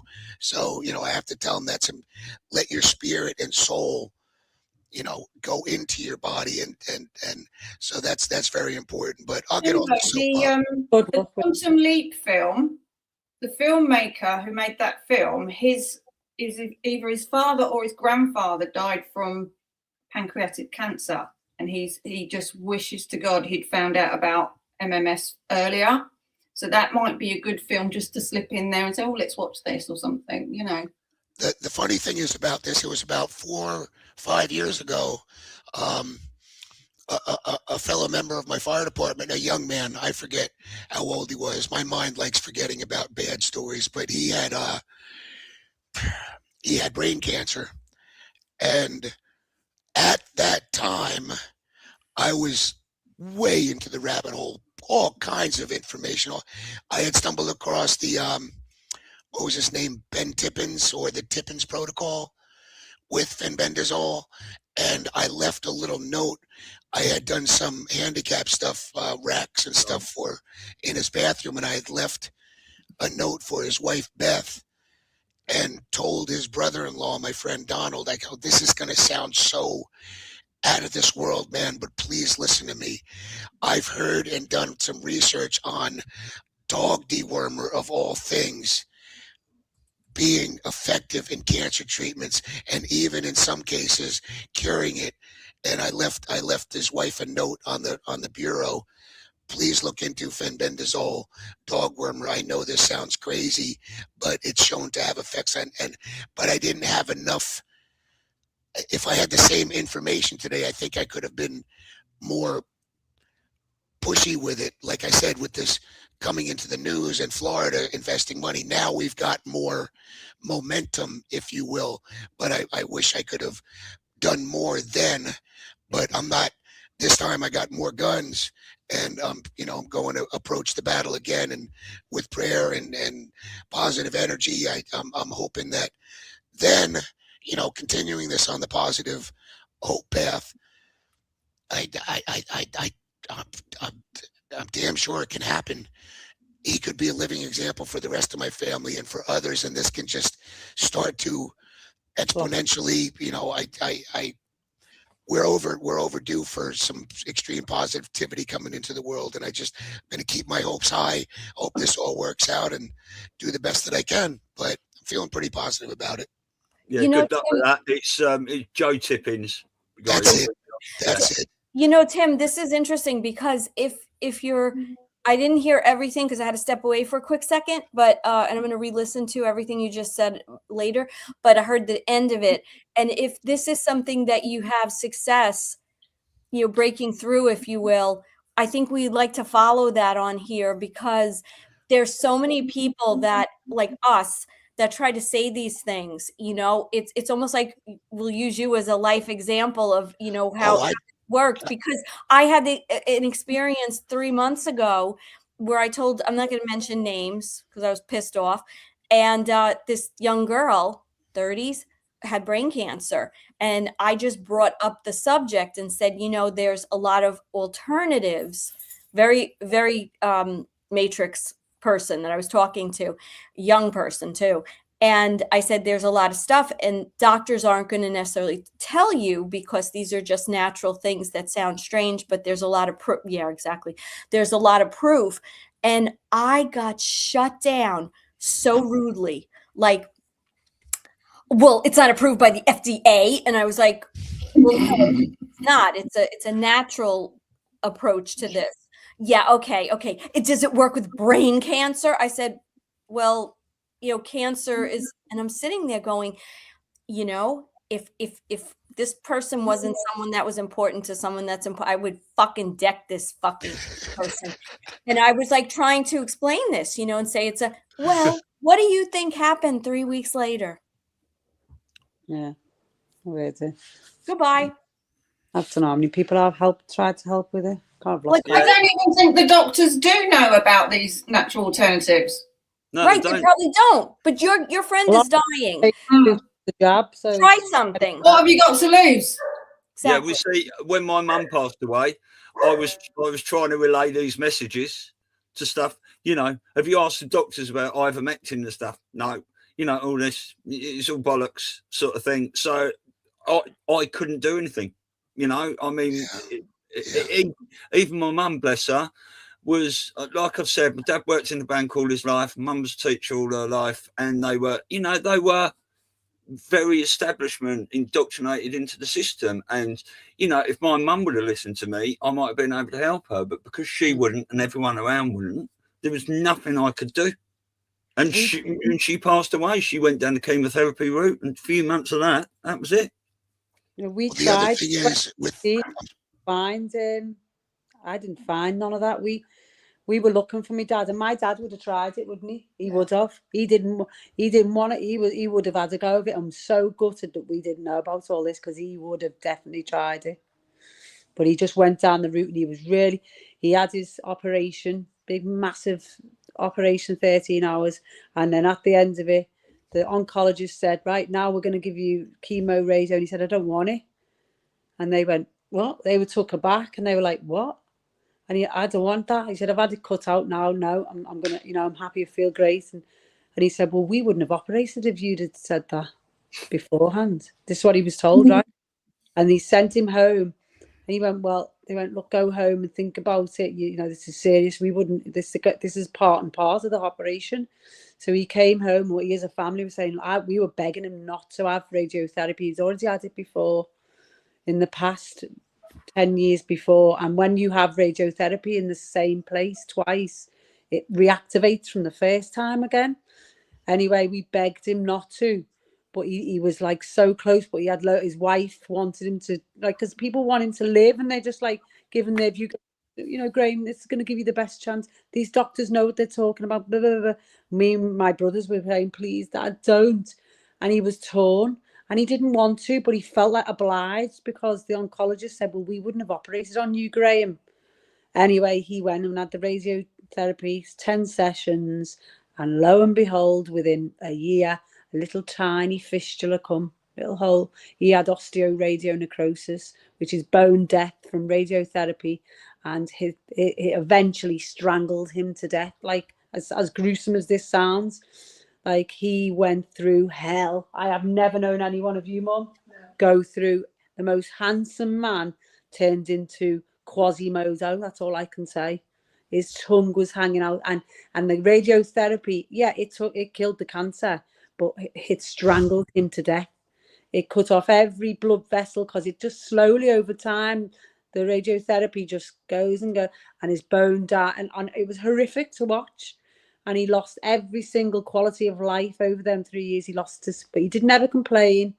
And it was the most horrific thing. And we'd go to the clinics. I'd go with him to every appointment. The clinic rooms were full. Now, you're not telling me them oncologists don't know what that radiotherapy is going to do in 3 years' time to these people. Why? There's no chat rooms. We were looking for places to talk to, people who've been through this. We couldn't find one. And like, we wanted to speak to people. Have you had this? And there was nothing. No one to talk to about this treatment. So, like, although on his death certificate, in the end, he died of a major hemorrhage because it cut off the vessels in his neck. He died very peacefully, don't get me wrong, in a hospice. But he died of osteoradionecrosis caused by radiotherapy treatment, not cancer. But on his death certificate, it says cancer. Now, I tell everyone, no, he didn't die of cancer. He died of radiotherapy. That's what he died. And I tell everyone. Yeah, they say chemo will kill you quicker than cancer, don't they?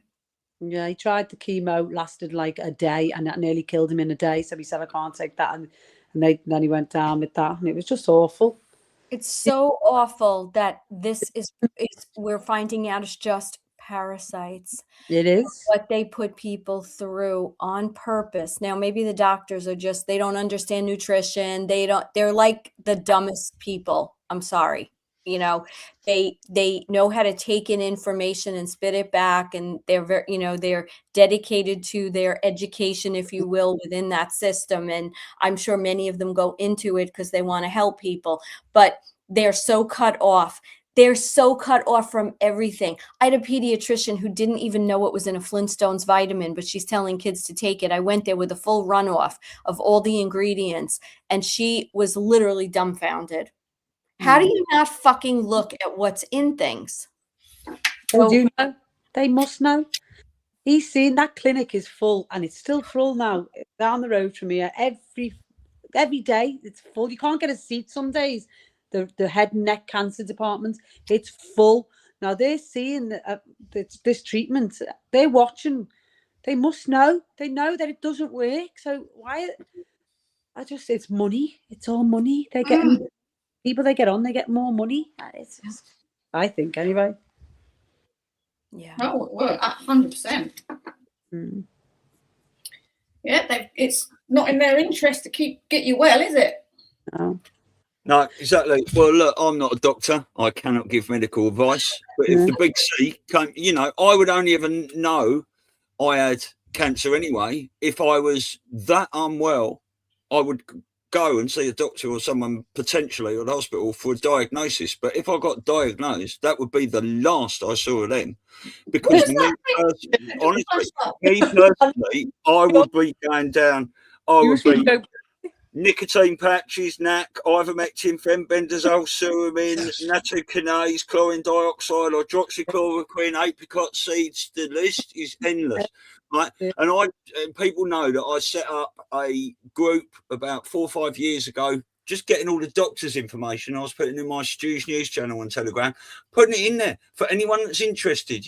Everyone's got to take their own power back and do their own thing. None of us can prescribe anything. What are your options with allopathic medicine? You've got 2: radiotherapy or chemotherapy.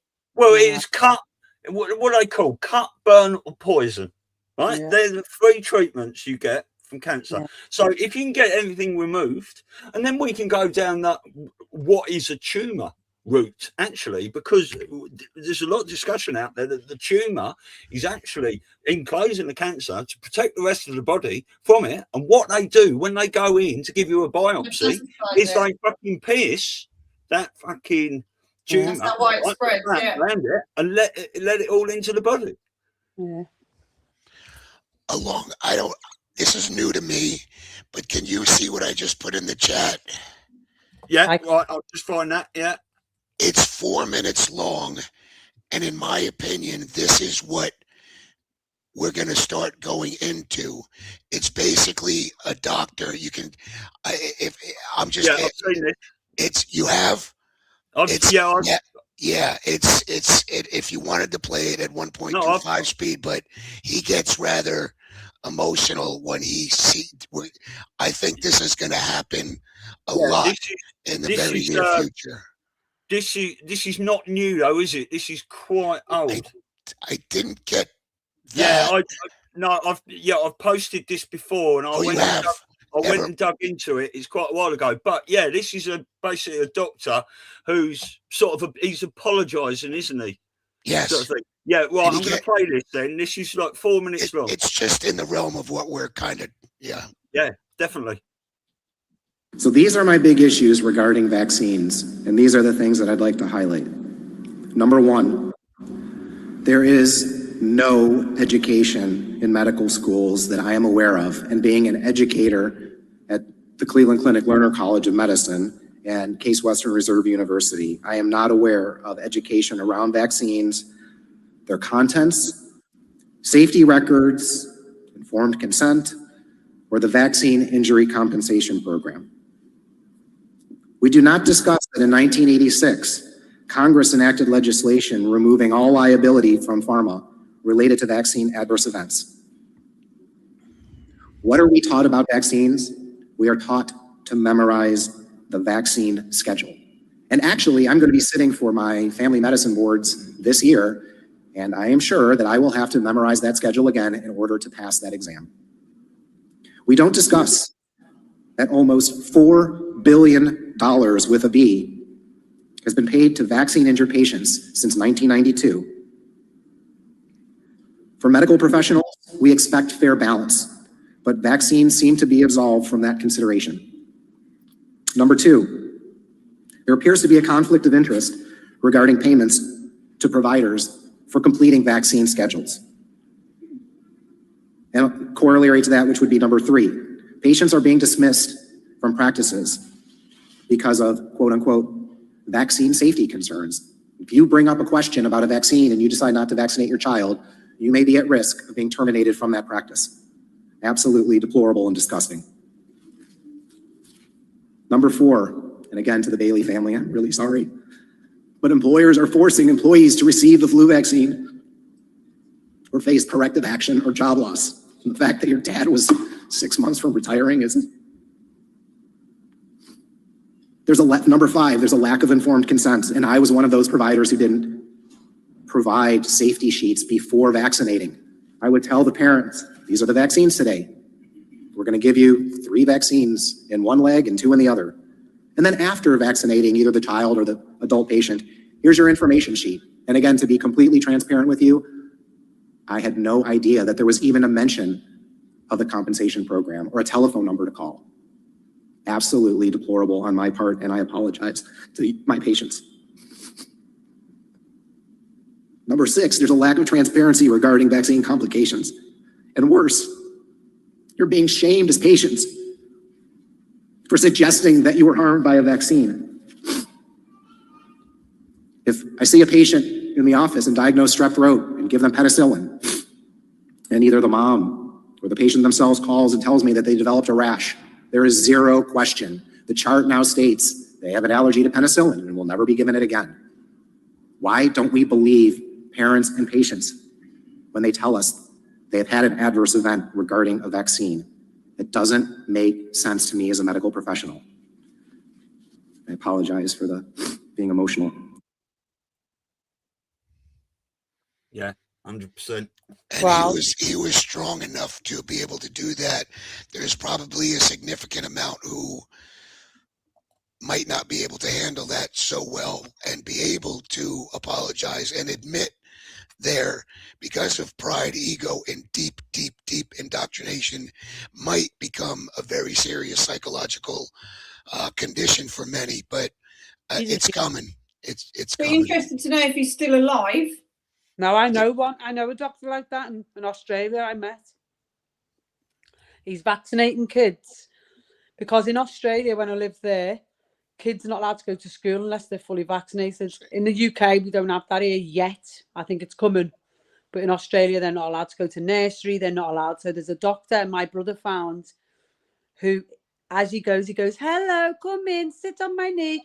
And he gets the vaccine and squirts that. He goes, I'll squirt and squirts it on the carpet. And he's a hero. And I went with my son there when I was there last year. And he formally diagnosed him with Marfan syndrome. And he's a hero. He told me straight, take him home now. Take him home.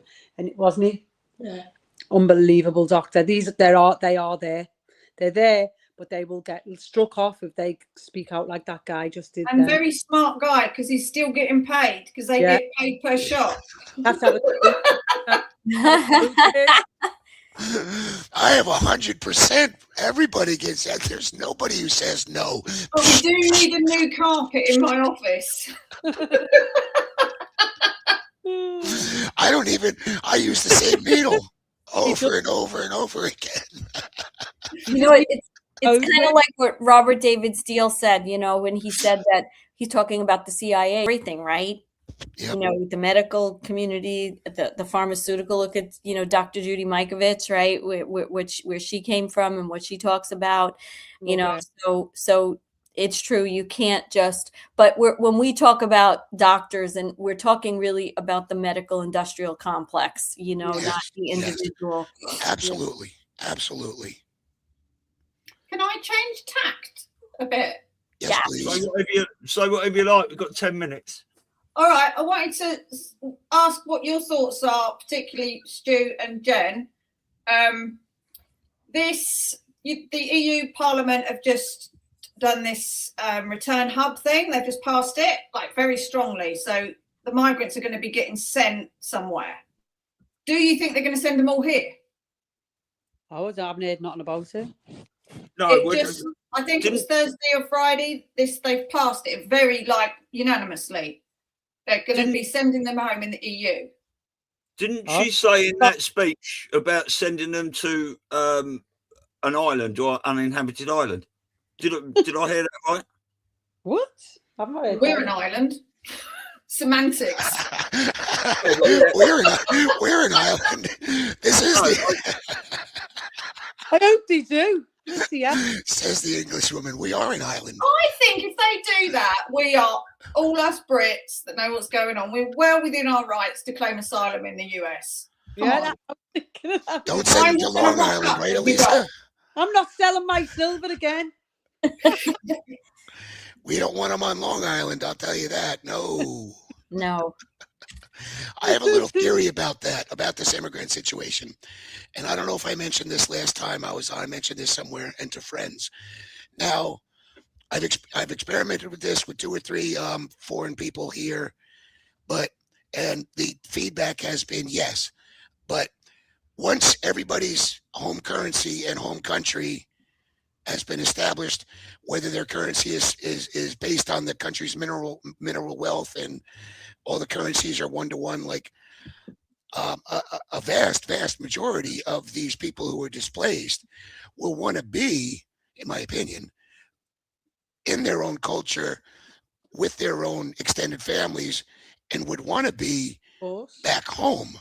Mm-hmm. But the funny part of it is, especially with a lot of these South American countries, and this is through our own ignorance and not knowing what certain aspects, Operation Gladio, et cetera, what our own institutions were doing, we ended up making them have to leave to come here. But once of course, most of these people would want to be in their own climate, their own culture, with their extended families, and reverse immigration will start to happen naturally once they can go home and realize that they can have a normal life back in their culture. So yeah, exactly that. I think this is what Nasara, Jasara, Trump-Sara, whatever you want to call it, is all about. Because when there's no wars and, this cabal is not blowing the shit out of all these countries, people will want to absolutely, be in the country of their origin and their birth and where their families are and where they potentially escaped from or, migrated from. But that thing you were saying, Simone, is that Ursula von der Leyen saying it, was it? I don't know, but I saw it on Telegram. I thought that sounds too good to be true. And then I remembered we're not even part of the EU. And then I thought, here? This is it. Then they're not calling them illegal migrants. Do you know what they're calling them? Irregular migrants. Yeah, let's just listen to this. What does that mean?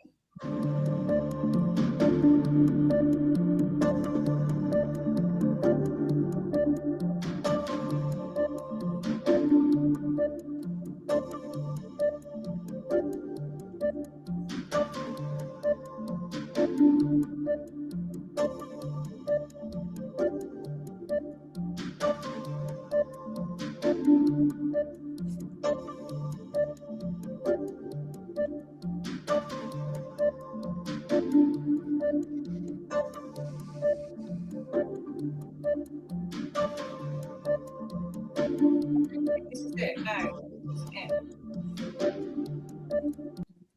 Oh, was that it? I think it was only because that said Monday. I think it was just literally Thursday. No, I did see someone in the EU Parliament where they're all standing up applauding. Is that the one you mean?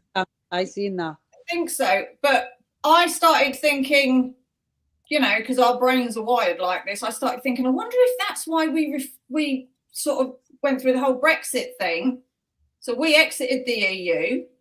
because the bad guys, the evil ones, were planning this all along so they could send them here. Yeah. Do you know what I mean?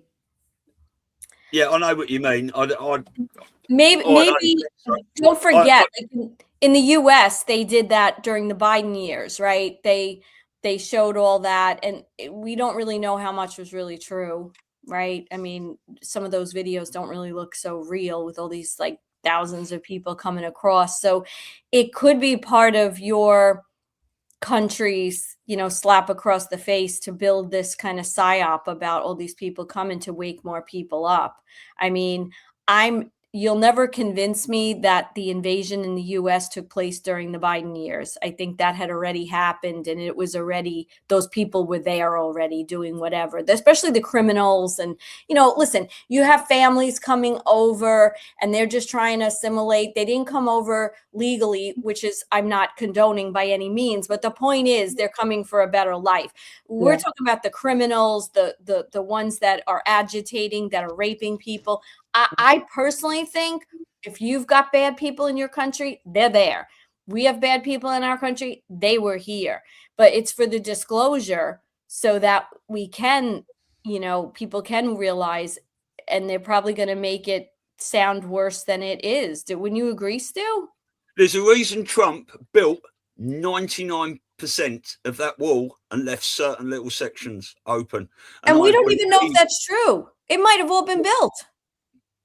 Yeah, it might be, but there was sections open. Well, we have seen videos of that and stuff. You see a lot of those migrants videos coming across. A lot of it looks staged. We've all seen these. I'm in London. I can tell you it's real.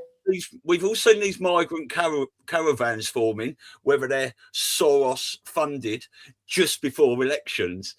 People walking for miles in fucking brand new trainers and mobile phones and no dirt on them and all this sorts of stuff. We've been watching a movie for a very, very long time, and I think the White Hats have been not in full control, but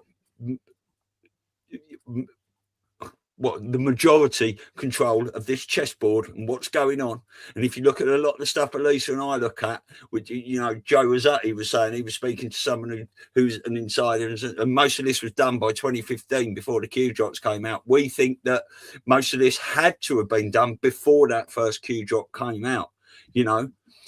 Moves and counter moves, and taking politicians out and installing actors and getting ready for how this was all taken down. I was just really surprised to read it because they've been so gung-ho with it, like the migrant thing, and then it's just such a quick turnaround. It's like, I was like, what? Am I reading that correctly? And so I read a few different articles, and then I checked on a few news channels, and I was like, this is real. What's going on? I mean, look, we hear a lot of stories on the news, this, that, and everything. And yeah, there's a lot of incidents going on, but we're not overrun in this country. I mean, most people wouldn't even know there's anything going on, would they? In, majority areas. Don't know about that. The immigration. Yeah. Oh, there's certain places that are really bad, aren't there? Jesus Christ, what's it like around here? Yeah. You don't live in a city, Stu. What? Yeah, my sister lives in a village in Norfolk, and she's like, I don't understand what the fuss is about. And yeah, exactly. I'm glad. I would never move to a city anyway. Mate, look. What's it like in folks? If you look at the Agenda 21, they wanted to move everyone into cities, didn't they? They wanted to take everyone out of urban areas. They wanted to revert us into 15-minute cities where we're all living in pods and stuff. Maybe this is being allowed to happen or pushed because of this. People need to focus on what's going on in cities. Yeah, back in the COVID days, Folkestone was really bad on the front there by where the rotunda used to be. They're not there no more. I don't see anything here. We're seeing these boats coming in all the time. But you don't see people looking around like. But they just make their way straight to London, don't they, from where you are? Wow. Yeah, but we've got people. It's getting warm now. Look, we've got the harbour arm down here, and none there. No, a lot of people go down the beach, walk along the beach, all this sorts of stuff. I haven't seen anything for a long time. What We about see reports. I mean, we do see reports, don't we, on Tommy Robinson News and all these other things that I think what they're stating is the RNLI are picking loads of these people up out at sea and bringing them in before they actually land on the shores. And they've lost the case. No one's donating to them anymore because of it. Yeah. You brought up Tommy Robinson. Can I just ask people if they saw the video that it was just a short one where he interviewed a Jordanian lady called Brigitte?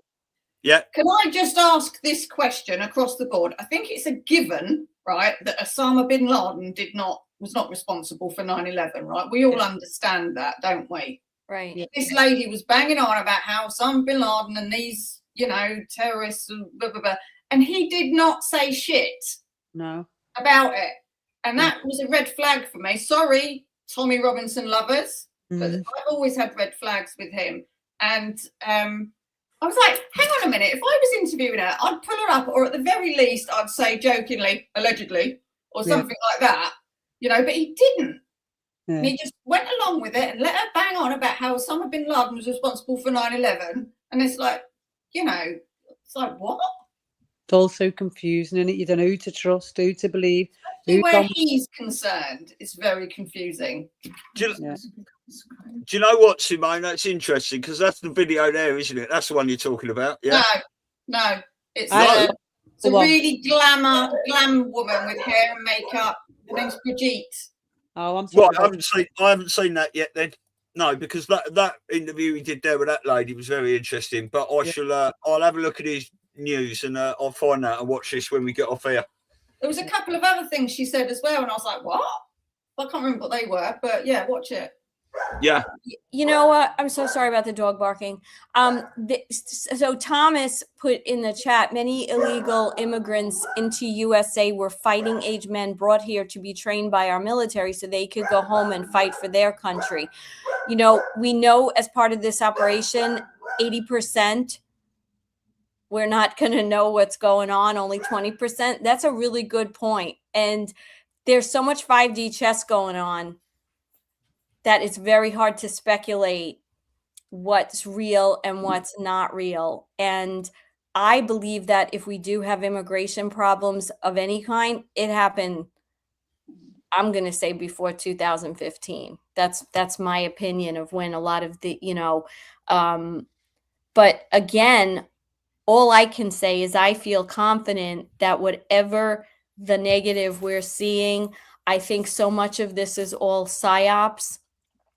And we just have to kind of use our instincts and our discernment to feel like what is really going on, because I do think the white hats are in control. And let's face it, who's dropping all this information, right? Like, we like to take credit, like, I really go down this rabbit hole and I go, but if nothing's in the rabbit hole, what are you going to find? So it's being placed there very strategically over the last 10 years for us to find, so that people like us can start telling other people. Because how come all these other, years ago, we didn't know about this? Were we stupid? No, there wasn't a lot of information there for us to find.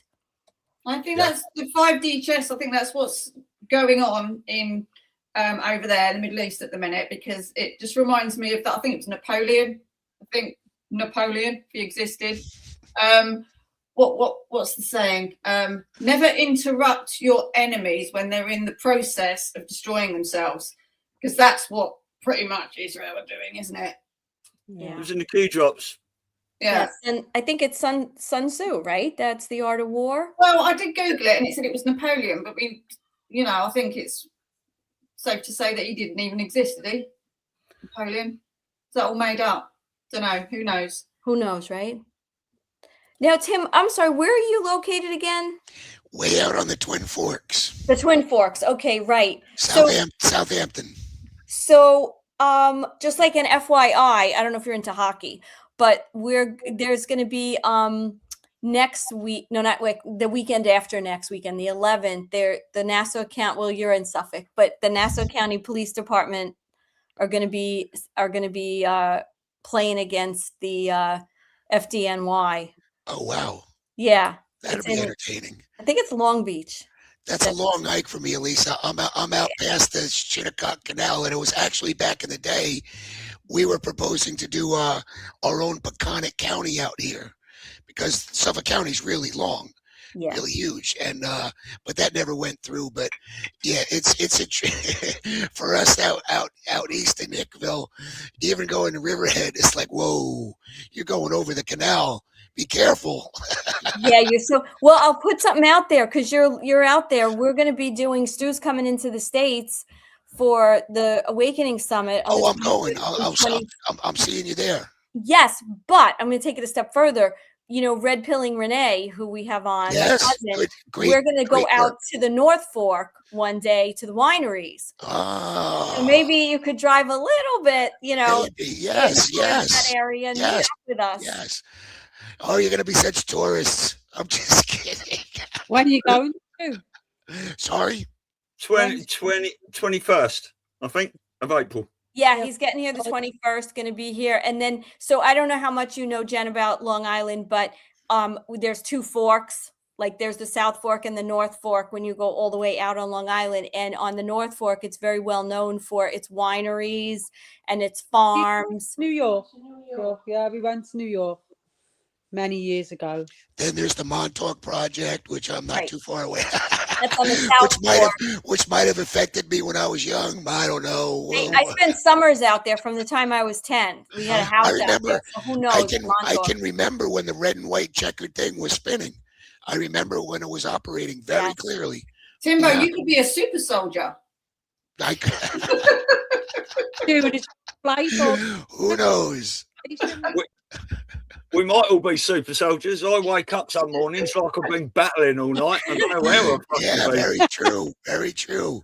You get to. I'm not saying I'm old and I'm not, but I'm saying the older you get, you wake up and go, oh, how did I hurt my shoulder in my sleep? This is ridiculous.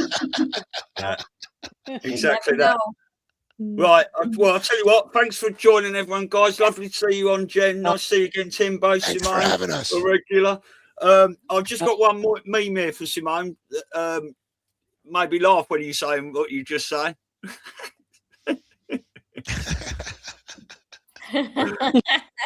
You said it first. I know, but I say after seeing that meme, I now say multi-dimensional chess, and I'm sticking with that. So. Love you all. Thanks everyone in chat. If anyone wants to tune in, go back. Nice to meet you, Jen. And 1 o'clock we're back. If you want to go back and watch this, Jen, all the chat is on the screen. There's some nice comments in there and stuff. So I can't see any. Yeah, just watch it back on a bigger screen, and you'll see all the comments because they're all on there. They were in front of your face for some of it, but yeah. All right, and then. Everyone, if you're still about, we're back in 52 minutes for Chris O'Connor and Joe Rossotti is joining us from True Stream as well. So, quick question, Stu. Yeah, go on, bub. Are you planning on doing this next weekend or no? We do every other weekend. Every other weekend. Other weekend. I'd like to put a challenge out to people in the chat. If my introverted rear end can come on and do this, nobody bites. I'm putting a challenge out to the chat for at least one or two of you to come on next time, and that's, I don't know whether it happens or not, but love you all. Happy Easter, happy day. God bless you all, and thank you very much. Elisa, you should nominate someone. Definitely, yeah. Yeah, well, I'd nominate Wendy first, but she ain't going to come on. Well, she might come on. She won't show her face, Peter's friend. But yeah, thanks for that, Timbo. That was not scripted at all. But where do I send the $17? Yeah, all right. Love all you guys. Thank God bless. Yeah, anyone's welcome on every other week. It's called a fortnight in the UK. I don't know what to call it over there. Right, double week. Every other week. But yeah, love you guys, and we'll see you again soon. Bye. Take care. Bye. Make sure you're watching Stu's News and Patriots across the pond for some of your awakening information Amazing guests every week from Monday to Saturday. Visit patriotsacrossthepond.com and follow Stewie and Elisa today on Rumble for the live shows. And remember, where we go one, we go all.